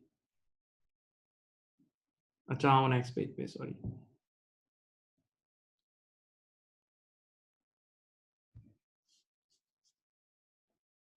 ये रहा, ये रहा मेल राइट। मेल राइट का क्वेश्चन है बेटा, देखें आपके पास एक ट्रायल बैलेंस गिवन है। अच्छा ये क्वेश्चन अब कंप्लीट है, ये क्वेश्चन कंप्लीट है। एक ट्रायल बैलेंस गिवन है और देख लो बेटा, आपके पास सबसे पहले क्लोजिंग इन्वेंट्री गिवन है। ये देखो, सबसे पहले आपके पास क्लोजिंग स्टॉक गिवन है, आपके पास क्लोजिंग स्टॉक गिवन है 75,000 का। क्लोजिंग स्टॉक गिवन है 75,000 का। और देखें अब सब चीजों की इसने देखो डिस्काउंट रिसीव का इस बार खुद ब्रेकअप दिया हुआ है, एनर्जी एक्सपेंसेस, वेजेस और डायरेक्टर रेम्यूनरेशन का खुद से ब्रेकअप दिया हुआ है उसने, सही है, खुद से चीजों का उसने ब्रेकअप दिया हुआ है। तो बस उसने जो ब्रेकअप दिया हुआ है आपने आंख बंद करके उस पर सर झुका देना है, बस उसकी बात मान लेनी है। उसने जो भी आपको बोला हुआ है वो आपने आंखें बंद करके, वो आपने आंख बंद करके मान लेना है, आंख बंद करके मान लेना है, सही है। अच्छा, before we make those 3 columns, बिल्कुल लास्ट सवाल ही है यार, लास्ट ही है, कुछ भी नहीं है। उन 3 कॉलम से पहले छोटी छोटी एडजस्टमेंट्स करनी है। उन 3 कॉलम से पहले छोटी छोटी एडजस्टमेंट करनी, बताओ कौन कौन सी? इधर देखो, एक एक्रूड की होगी इतनी सी, एक प्रीपेड की होगी और छोटी, एक बैड डेट की होगी और एक डेप्रिसिएशन की होगी। बस ये 4 चीजों की होंगी, ये 4 चीजों की होंगी, 4 चीजों की होगी, राइट? ओके, चलो स्टार्ट करते हैं। सबसे पहली लाइन में तो क्लोजिंग स्टॉक गिवन है, मैंने क्लोजिंग स्टॉक को देखा, मुस्कुरा दिया, हल्की सी स्माइल दे दी, मैंने कहा बेटा अभी तेरा कोई काम नहीं है, जब कॉस्ट ऑफ सेल निकाल रहा हूँ तब इसको यूज करेंगे, जब कॉस्ट ऑफ सेल निकाल रहा हूँ तब इसको यूज करेंगे। क्वेश्चन नंबर है 12, अगर जो लोग अपनी बुक से कर रहे हैं क्वेश्चन नंबर 12 है इसका, सही है, देख लें। मेल राइट, मेल राइट और बाय फंक्शन का सवाल है।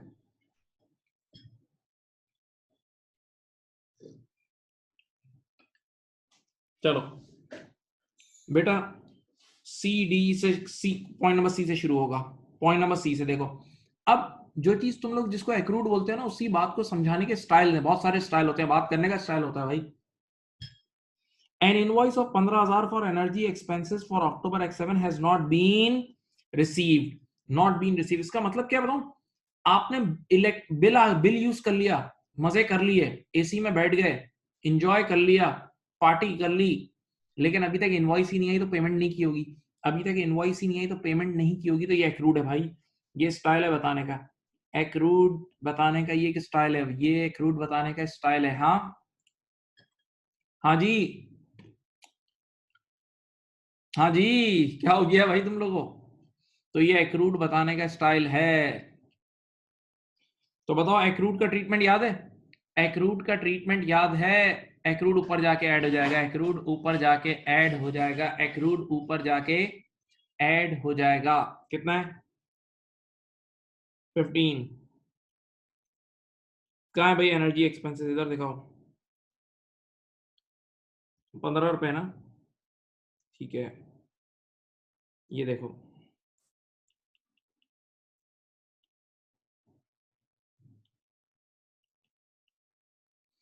सही है। हाँ, वो मैं अभी बोल रहा था ना, स्टाइल है, स्टाइल है, वो एक कौन सी मूवी थी, हेरा फेरी, वो बोलता है ना ये बाबूराव का स्टाइल है वो याद आ गया था मुझे। चलो बेटा, 15 आपने ऐड कर दिया, 15 आपने ऐड कर दिया, सही है, क्योंकि वो एक्रूड था, 15 आपने एक्रूड ऐड कर दिया। नाउ अब कहाँ है भाई, पूछते हैं।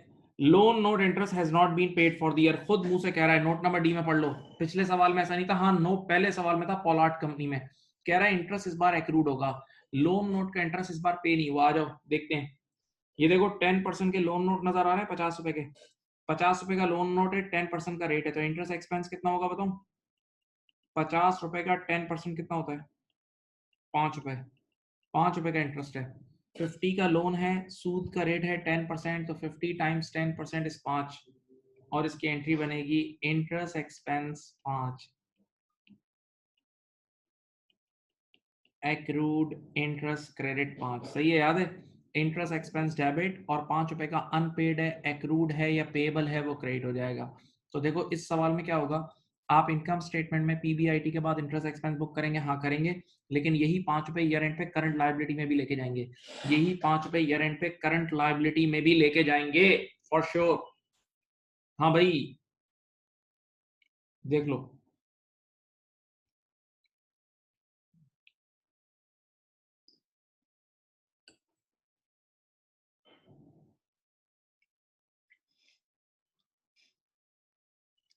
सवाल का नाम है मेल राइट, मेल राइट, एक बच्चे ने सवाल पूछा, मेल राइट। अच्छा, ई में क्या कह रहा है? The allowance for receivable is to be increase to 5% of trade receivable. आगे नहीं पढ़ना, आगे नहीं पढ़ना, छोड़ दो भाई। कोई रिटर्न ऑफ तो नहीं है, अभी तो नजर नहीं आ रहा, पहले ऊपर जाते हैं।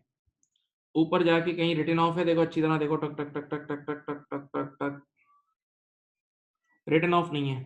चलो मुझे बताओ, रिसीवेबल्स कहाँ है ऊपर? ये रहे 320, 320 के रिसीवेबल्स हैं, 320 के रिसीवेबल्स हैं, यहाँ देखो।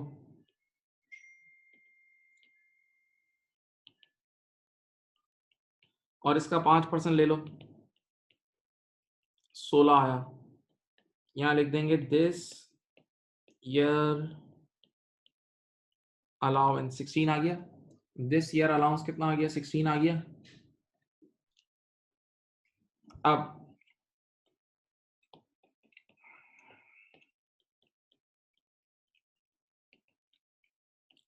Last year allowance, last year allowance कितना है? लास्ट ईयर अलाउंस कितना है? लास्ट ईयर अलाउंस कितना है? Last year allowance, opening allowance, ये देखो तारीख के साथ, तारीख के साथ ओपनिंग अलाउंस देख लो, ₹10। तारीख के साथ, डेट के साथ ओपनिंग अलाउंस है भाइयों ₹10। तो ₹10 का ओपनिंग था, क्लोजिंग ₹16, ₹10 ओपनिंग था, क्लोजिंग ₹16, ₹6 का इंक्रीज हुआ है।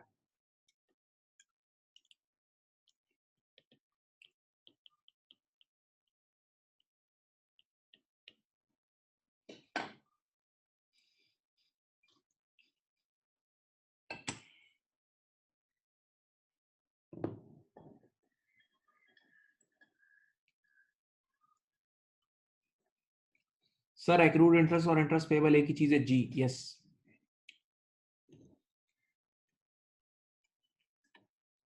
अब भाई इस बार कोई रिटर्न ऑफ है? सर अच्छी तरह देखें, जाके ऊपर टीवी में देखते हैं, मुझे भी देखने दें, आप भी देखें, टीवी को अच्छी तरह देख लें, बड़ा इन्लार्ज कर दिया है, कहीं कोई रिटर्न ऑफ नजर आ रहा है?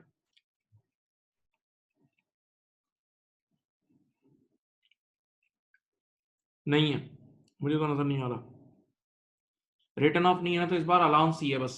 ये ₹6 का इंक्रीज पीएनएल में जाएगा। और बताओ एसओएफपी में क्या जाएगा? कोई बता सकता है एसओएफपी में क्या जाएगा? कोई बता सकता है एसओएफपी में क्या जाएगा? ईयर एंड के नेट रिसीवेबल जाते हैं, एसओएफपी में ईयर एंड के नेट रिसीवेबल जाते हैं, तो रिसीवेबल्स कितने के हैं? 320 के हैं, और उस पर ₹16 का शक किया है, अलाउंस ₹16 का किया है शक। बेटा कितना हुआ 320 माइनस 16?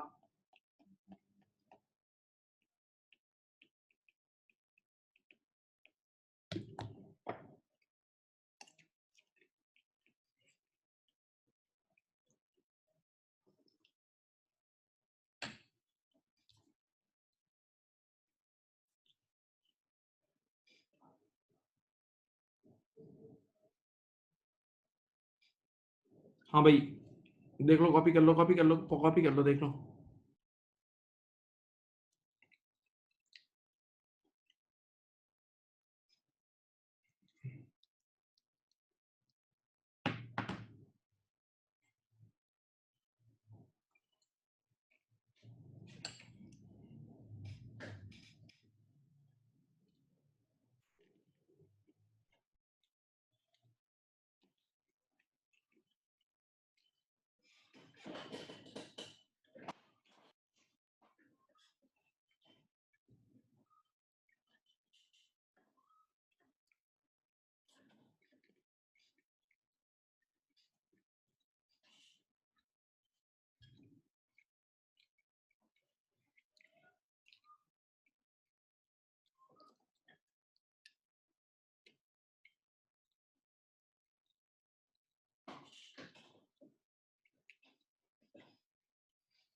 अब देखो, डेप्रिसिएशन सिर्फ कैलकुलेट करनी है, एलोकेट नहीं करनी है। एलोकेट बात का काम है, एलोकेट वो 3 कॉलम में करेंगे। सुनो, plant is depreciated at the rate 20% per annum using the reducing balance method। And reducing balance method का मतलब percentage on NBV. Reducing balance method का मतलब क्या है, बोलो? Percentage on NBV. चलो ऊपर जाके एनबीवी उठाते हैं। प्लांट की कॉस्ट कितनी है भाइयों? 220। Accumulated depreciation 110। प्लांट की कॉस्ट 220, एक्यूमुलेटेड डेप्रिसिएशन कितना है? 110। तो यही निकाल देता हूं। चलो इधर देखो, डेप्रिसिएशन प्लांट, ये देखो यही साइड पे निकाल देता हूं ना। 220 की कॉस्ट है माइनस 110 मल्टीप्लाई बाय कितने परसेंट था? 20% था ना। खत्म। बोलो, 110 का 20% 22, ये आ गया डेप्रिसिएशन प्लांट। डेप्रिसिएशन प्लांट निकाल दिया है, देखो डेप्रिसिएशन प्लांट 22 रुपए आ गया है। डेप्रिसिएशन प्लांट 22 रुपए आ गया है। देख लो बेटा, cost minus accumulated depreciation, cost minus accumulated depreciation, NBV आई, एनबीवी का 20%। यार अब आना चाहिए, चीजें बहुत बार पढ़ा दी है यार, शर्म करो, बहुत पढ़ा दिया है। अब कमी नहीं रहनी चाहिए कुछ। अब उसके बाद बेटा दूसरा एसेट है बिल्डिंग। चलो पढ़ो।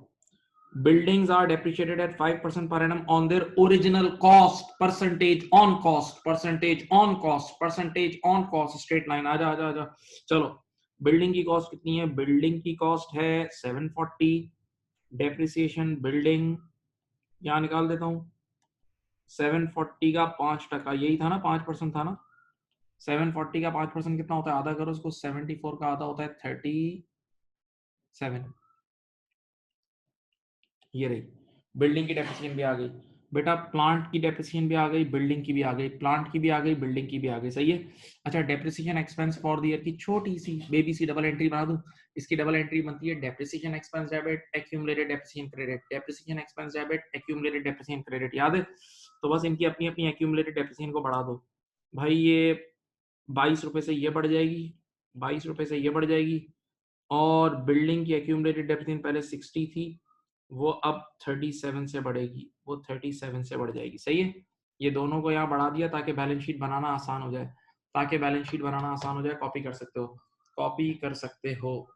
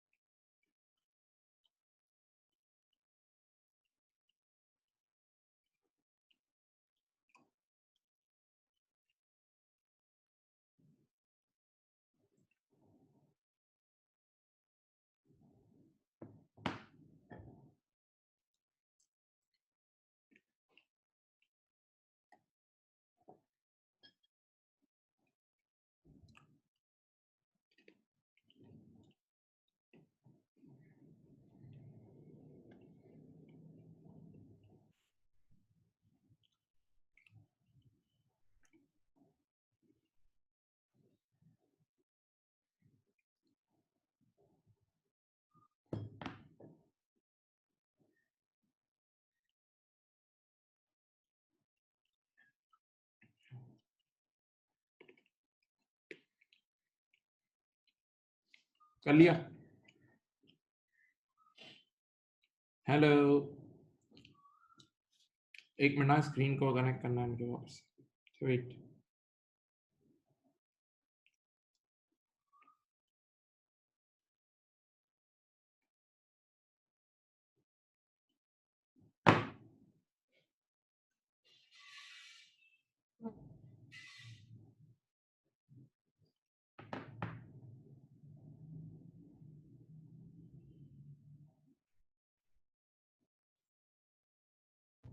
एक मिनट ना बेटा, वेट।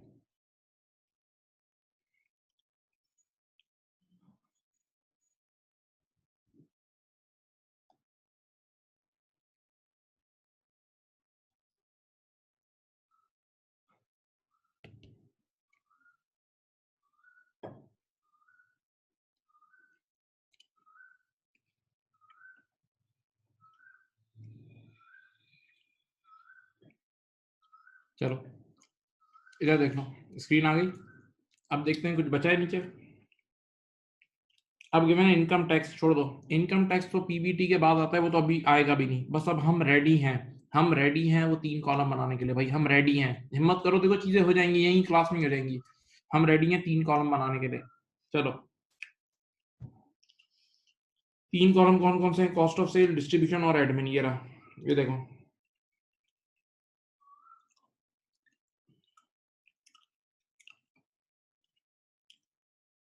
ठीक है, ये देखो यहाँ लिखा कॉस्ट ऑफ सेल्स,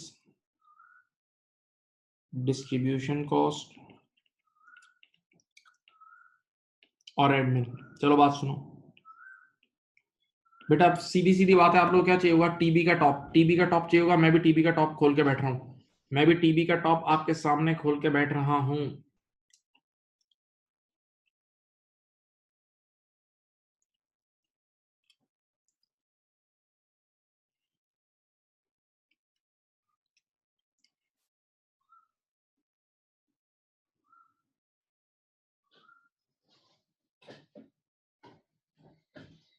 चलो मेरे पास भी टीबी का टॉप है, आपके पास भी है। बिल्डिंग, पहला नाम है बिल्डिंग।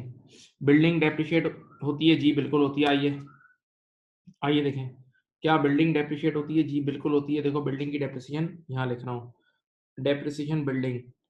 इस सवाल में बिल्डिंग की डेप्रिसिएशन थी 37। जरा लेकिन नोट नंबर नीचे जाके देखो, नोट नंबर एफ नहीं, नोट नंबर जी में जाके देखो। Building is depreciated at 5% per annum on their cost, और एलोकेशन पढ़ो। 30% कॉस्ट ऑफ सेल में जाएगी, 30% डिस्ट्रीब्यूशन में और 40% एडमिन में, यानी 3:3:4। ये देख लो भाई, जो भी बिल्डिंग है ना, जो बिल्डिंग की डेप्रिसिएशन आई है वो 30 और 40 और 40 में टूटेगी। 30 और 40। ये नोट नंबर जी आप पढ़ सकते हैं, नोट नंबर जी में आप जाके पढ़ सकते हैं। सही है। चलो मुझे बताओ बिल्डिंग की डेप्रिसिएशन कितनी आई थी? 37 आई थी ना। तो अब 37 का, चलो मुझे यहाँ बताना शुरू करो। 37 का 30% कितना होता है भाई? 37 का 30% कितना होता है? सब बच्चे बताएं यहाँ मुझे। 11.1। फिर 37 का 30% 11.1, और 37 का 40% कितना होता है? 37 का भाई 40% कितना होता है?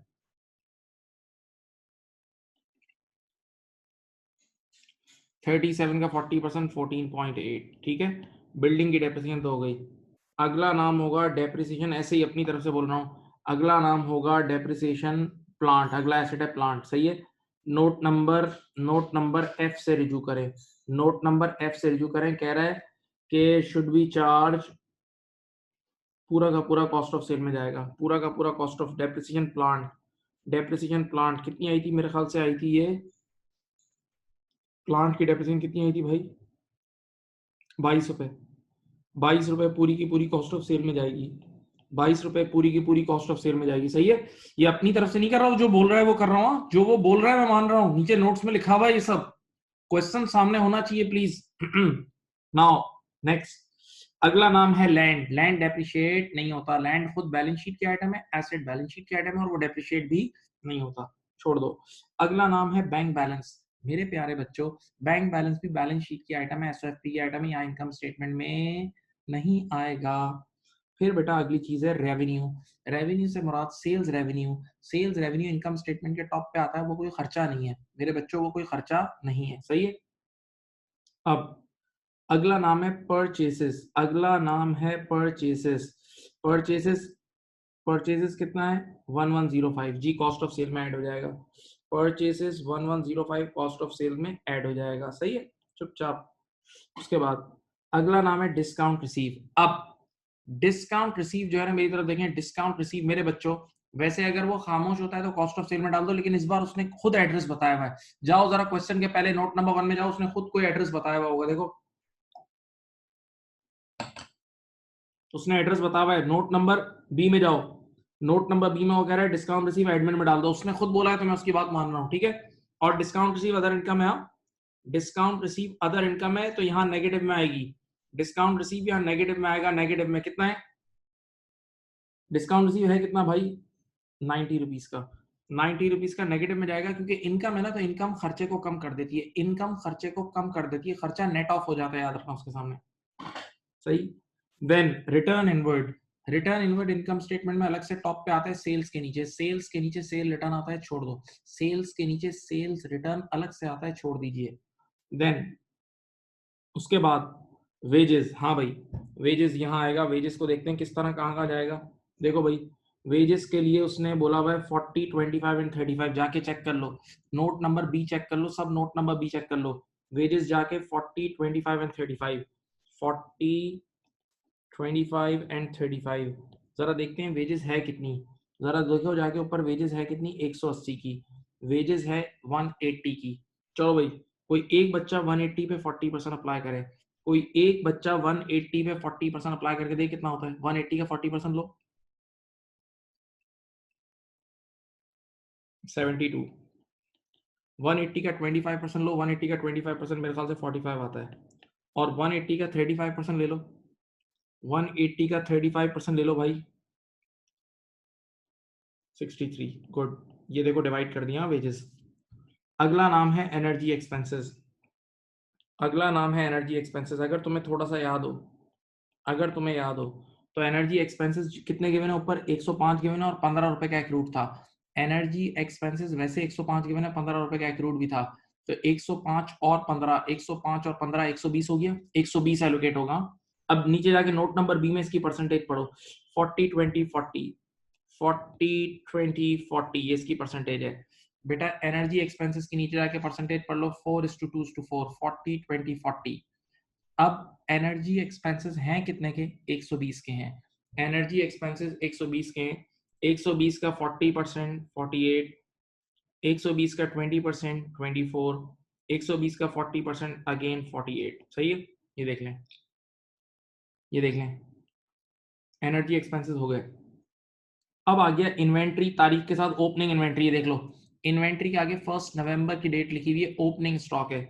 मैं और तुम हम सब जानते हैं कि opening stock cost of sale में ऐड होता है। Opening stock cost of sale में ऐड होता है, कितना है 300 नहीं 160। ओपनिंग स्टॉक है 160, सही है।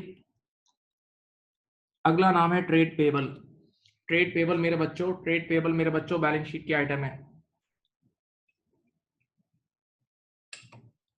ट्रेड पेबल मेरे प्यारे बच्चों बैलेंस शीट की आइटम है, इनकम स्टेटमेंट में नहीं आएगा, छोड़ दो उसे। ट्रेड रिसीबल भी बैलेंस शीट का आइटम है, लेकिन याद है ट्रेड रिसीबल के अंदर इस बार 6 रुपए का इंक्रीज इन अलाउंस आया था।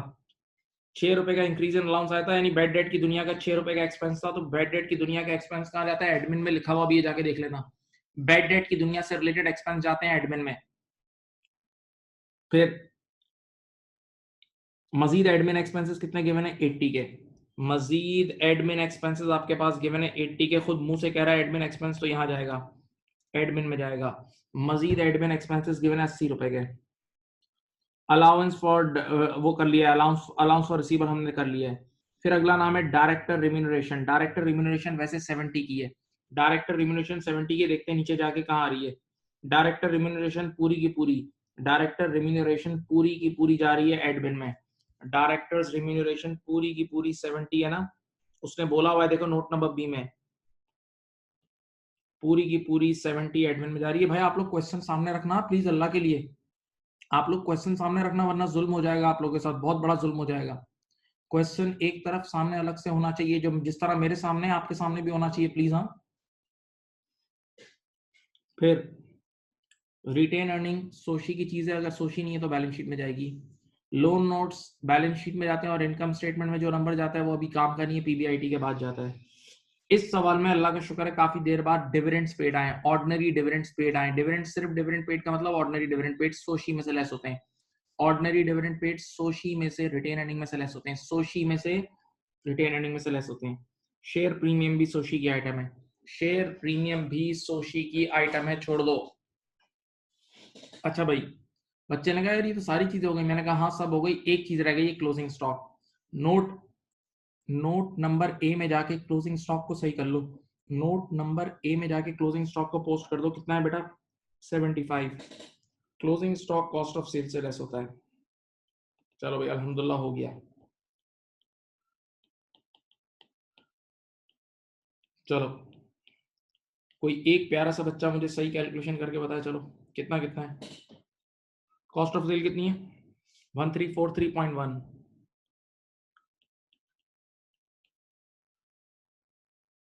80.1, 191.8। Thank you. ये रहे आपके आंसर्स, प्लीज नोट डाउन कर लें।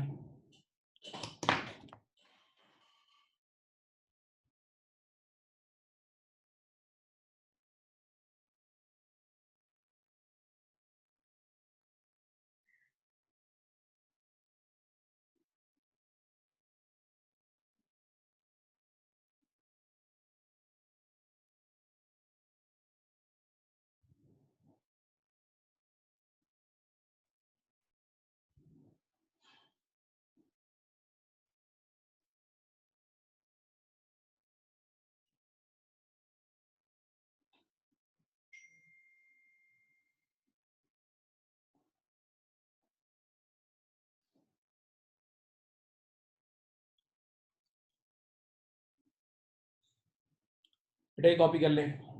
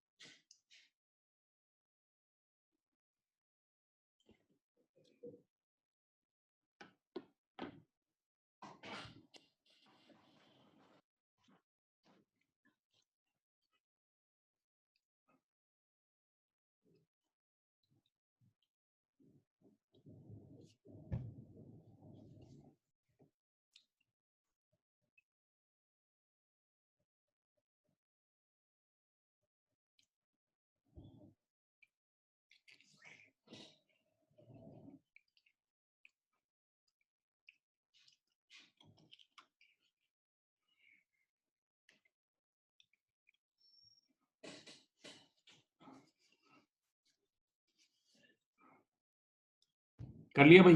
बोलो बोलो।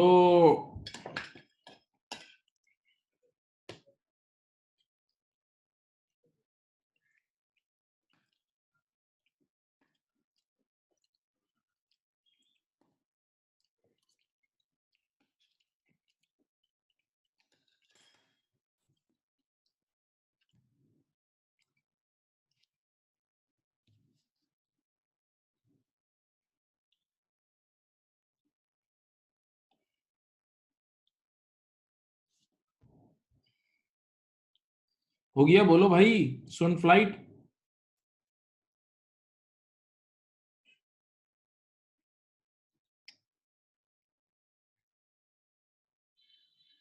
चलो, अब अगली हेडिंग क्या है? क्या नाम है? मेलराइट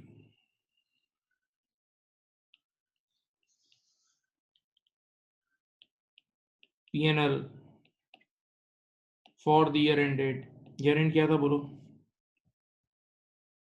31 अक्टूबर X7। ठीक है, अब क्या है, आपने यहां से शुरू करना है।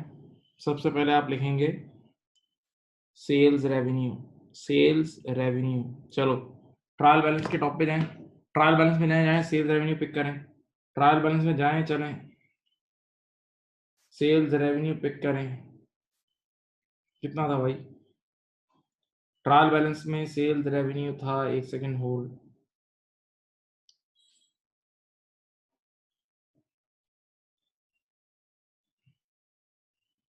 1800। सेल्स रेवेन्यू कितना था? 1800 था, सही है। ट्रायल बैलेंस में सेल्स रेवेन्यू था 1800, सही है। अच्छा, इस सवाल में बच्चों सेल्स रिटर्न भी था, इस सवाल में सेल्स रिटर्न भी था, रिटर्न इनवर्ड मेरे ख्याल से कितना था? 90 था या कुछ था ना। सेल रिटर्न था 35, रिटर्न इनवर्ड था 35। ओके, तो सीधा सीधा बात हो गई, ये हो गया 1765, 1765 नेट सेल्स आ गई। अब चलो देखो, कॉस्ट ऑफ सेल्स गिवन थी, लेस करो इसमें से कॉस्ट ऑफ सेल्स, लेस करो इसमें से cost of sales, cost of sales बताओ, कॉस्ट ऑफ सेल कितनी थी? 1343.1, 1343.1, जीपी बोलो।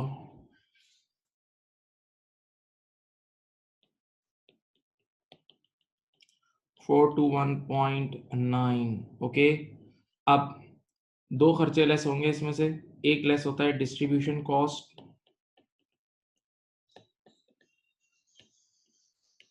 और एक लेस होता है एडमिन कॉस्ट। याद है बेटा, एक डिस्ट्रीब्यूशन एक एडमिन। डिस्ट्रीब्यूशन कितनी थी? 80.1 और 191.8, 80.1 और 191.8 दोनों को मिला लो, दोनों को मिला लो जवानों, 49, दोनों को मिलाओ 270.9, टू से नहीं 271.9 होगा ना,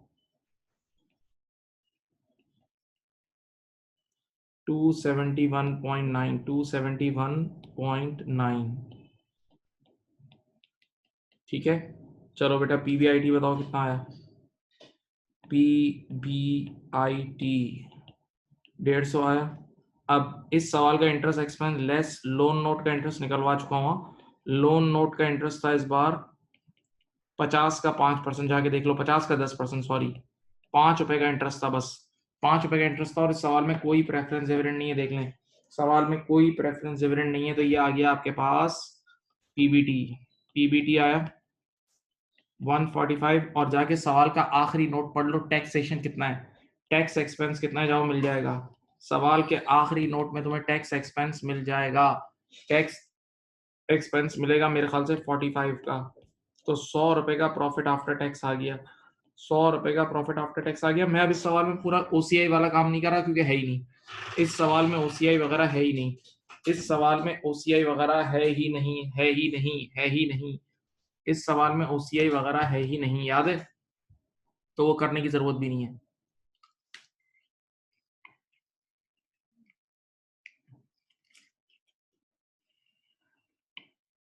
सवाल की रिक्वायरमेंट देखो, मांगा क्या है,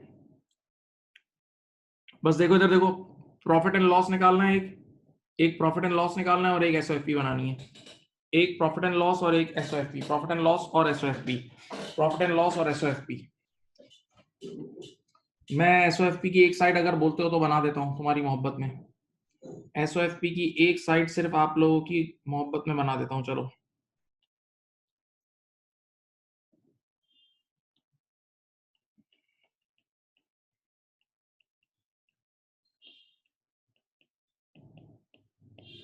ये देखो एसेट्स, वो 3 कॉलम जो तुम लोग बनाते थे वही,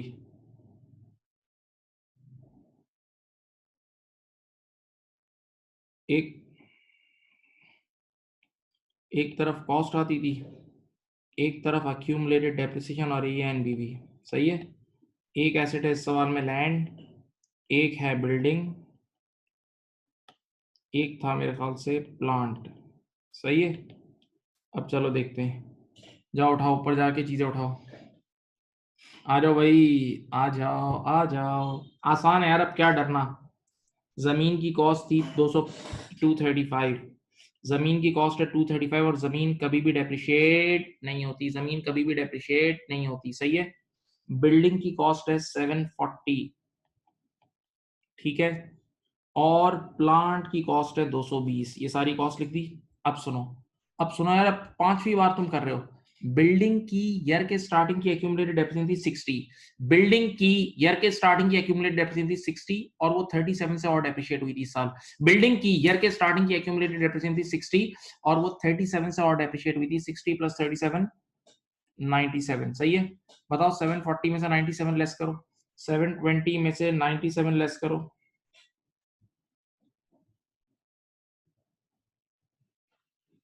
740 में से 97 लेस करो भाई, 643। हाँ ठीक है। अच्छा भाई, प्लांट की ऑलरेडी एक्यूमुलेटेड डेप्रिसिएशन जाके देख लो 110 थी। प्लांट की ऑलरेडी एक्यूमुलेटेड डेप्रिसिएशन 110 थी और वो 22 रुपए से और डेप्रिशिएट हुआ था। 110 की ओपनिंग एक्यूमुलेटेड डेप्रिसिएशन थी और 22 रुपए से और डेप्रिसिएट हुआ था, तो 132 हो गई, सही है। 220 में से 132 लेस कर दो, 220 में से 132 लेस कर लो, ये शायद आ जाएगा 88, ये आ जाएगा 88। ओके चलो, आप हजरात से रिक्वेस्ट है कि आप जरा इसको टोटल एनबीवी बताएं, टोटल एनबीवी बताएं, चलें। 966। अब बताएं, करंट एसेट्स में सबसे पहले हमेशा आता है क्लोजिंग इन्वेंटोरी। क्लोजिंग इन्वेंटोरी आती है इस सवाल में। क्लोजिंग स्टॉक कितना था भाई, नोट नंबर 1 में 75 का था। फिर बताएं नेट रिसीवल्स कितने थे इस सवाल में, नेट रिसीवल्स कितने थे, कुछ याद है? नेट रिसीवल्स इस सवाल के थे, देख लेता हूं, 304, 304 रुपए के थे, 304। इस सवाल में कोई प्रीपेमेंट नहीं था, क्या कोई बैंक बैलेंस था? क्या कोई बैंक बैलेंस था? देख लो भाई, देख लो देख लो देख लो,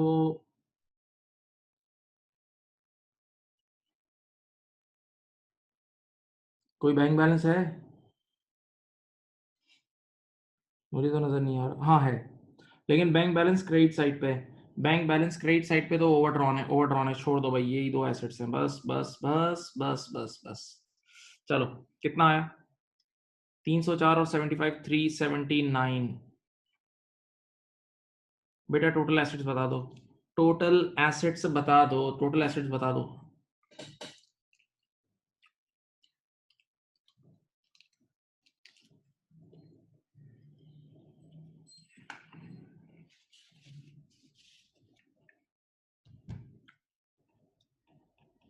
सही है, टोटल एसेट आ गया 1345, टोटल एसेट आ गया 1345, 1345। ओके ठीक है। एक छोटी सी चीज, इतनी सी चीज निकालना सिखाऊं।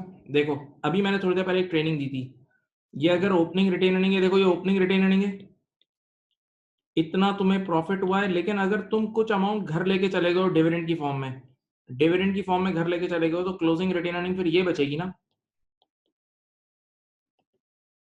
क्लोजिंग रिटेन अर्निंग ये बचेगी ना। तो बस सिंपल फॉर्मूला बताऊं, आपने सोशी पढ़ी भी तो है, सोशी पढ़ी तो है। ओपनिंग रिटेन अर्निंग में प्रॉफिट आफ्टर टैक्स ऐड होता है और डिविडेंड लेस होते हैं। ओपनिंग रिटेन अर्निंग में प्रॉफिट आफ्टर टैक्स ऐड होगा और डिविडेंड्स लेस होंगे तो क्लोजिंग आ जाएगा। ओपनिंग रिटेन अर्निंग में प्रॉफिट आफ्टर टैक्स ऐड होगा और डिविडेंड लेस होंगे तो क्लोजिंग रिटेन अर्निंग आ जाएगी। हाँ, तो चलो इधर ही अल्लाह का नाम लेके ये देखें, इक्विटीज एंड लायबिलिटीज,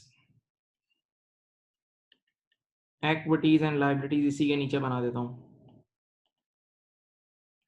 चलो, पहला हेड है अपना capital and reserves, capital and reserves. बताओ, इधर देखो, एक तुम्हारे पास होगा ओएससी, एक होगा प्रीमियम और एक होगा तुम्हारे पास retain earning, retain earning. OSC कितना है इस सवाल में, देखो ऑर्डिनरी शेयर कैपिटल कितना है, थोड़ा सा टाइम ले लो। ऑर्डिनरी शेयर कैपिटल है 650। बेटा शेयर प्रीमियम इस सवाल में कितना था, शेयर प्रीमियम जाके ढूंढो। शेयर प्रीमियम इस सवाल में है 80, कोई एडजस्टमेंट नहीं है।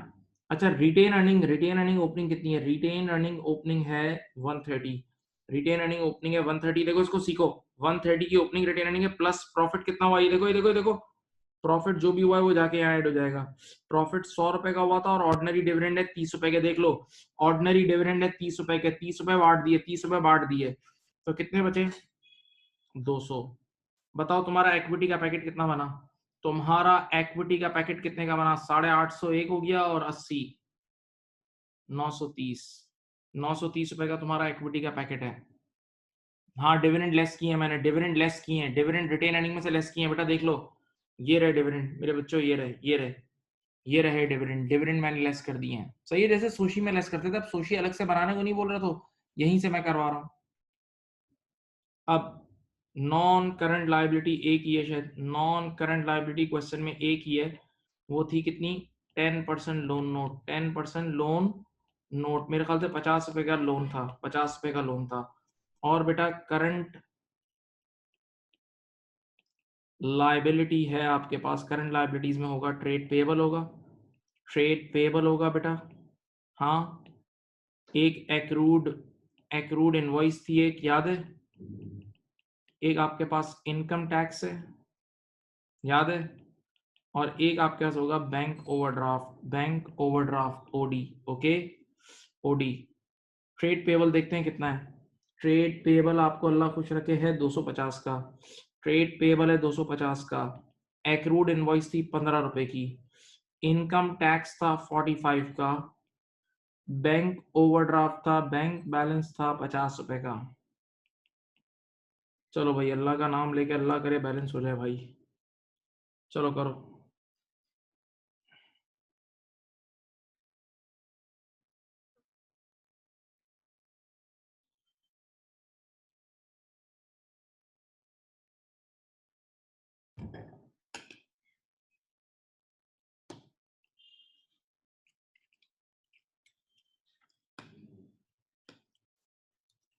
देखो ये बैलेंस होता है नहीं होता, क्योंकि मुझे कुछ बच्चों ने पहले बताया भी था कि इस क्वेश्चन में शायद बैलेंसिंग में कोई मसला है।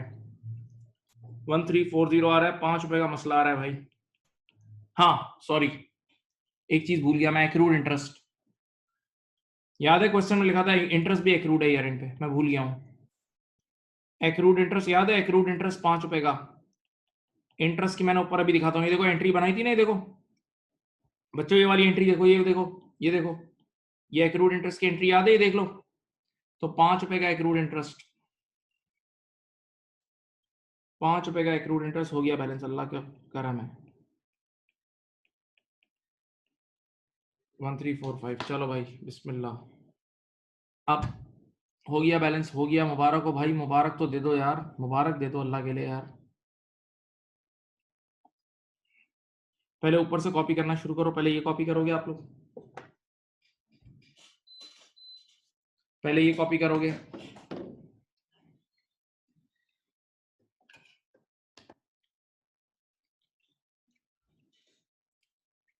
सवाल समझ गए भाई, सब बच्चे रिप्लाई करते हैं, सब कर दें आज एक साथ ही यार, चैट बॉक्स की ऐसी तैसी कर दो आज। भाई सवाल समझ गए, अब आना चाहिए, आसान सवाल आते हैं, सब जवाब दे दो यार, कुछ नहीं होगा यार, क्या टीचर खुश हो जाएगा यार, क्या किसी की खुशी के लिए भी जियो यार।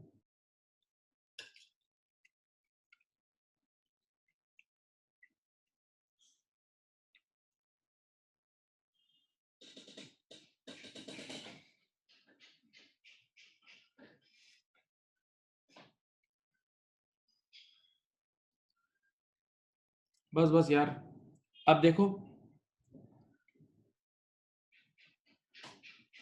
ये कॉपी कर लो, पहले कॉपी जरूर करना है। देखो इस आश्रय में नहीं रहना कि हम पीडीएफ से कर लेंगे, नहीं नहीं, ये अच्छी अप्रोच नहीं है। देखो बेटा, बच्चों की तरह पढ़ो, बिल्कुल छोटे बच्चे हो तुम लोग। ये सारा कॉपी करें, आपने 5 सवाल पूरे कर लिए हैं, कौन कौन से कर लिए देखें, और इत्तेफाक से मैंने बैलेंस शीट ऑलमोस्ट सबकी बना दी है। नंबर 1 पोलार्ड कंपनी आपने कर लिया है, आपने आरपी एटन कर लिया, आपने टॉनसन कर लिया है, आपने संडाव पीएलसी आज किया, और आपने उसके अलावा किया है मेलराइट। ये सारे सवाल हो गए।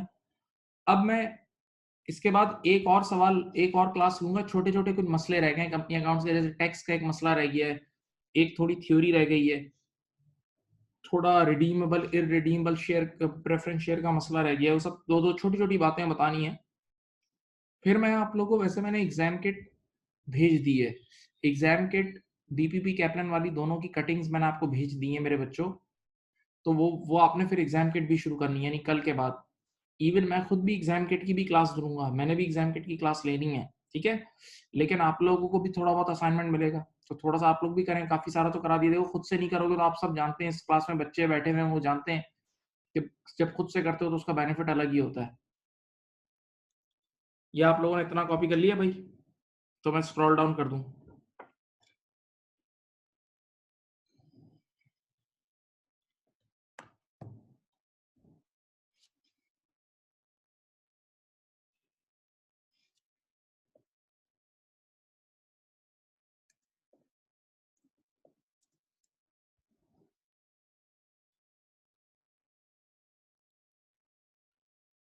बेटा ये भी कॉपी कर लें अगर कर सकते हैं। थैंक यू बेटा।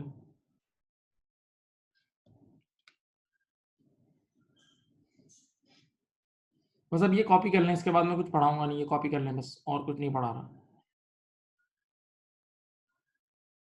Sir company account and final account एक ही है?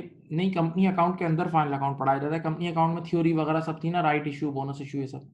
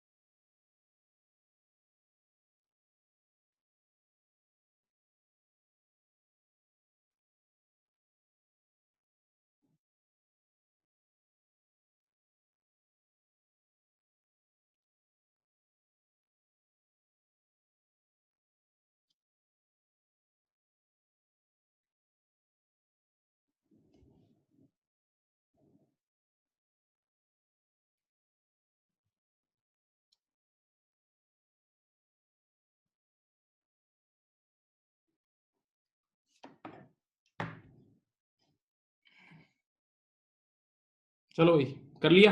कॉपीड? कॉपीड? छुट्टी दूं मैं? मुझे छुट्टी दे रहे हो, जाऊं? बोलो भाई। अबे छुट्टी दे दो यार। चलो, अब बहुत ज़्यादा खुश रहें, अपना ख्याल रखें। अल्लाह हाफ़िज़, बाय बाय।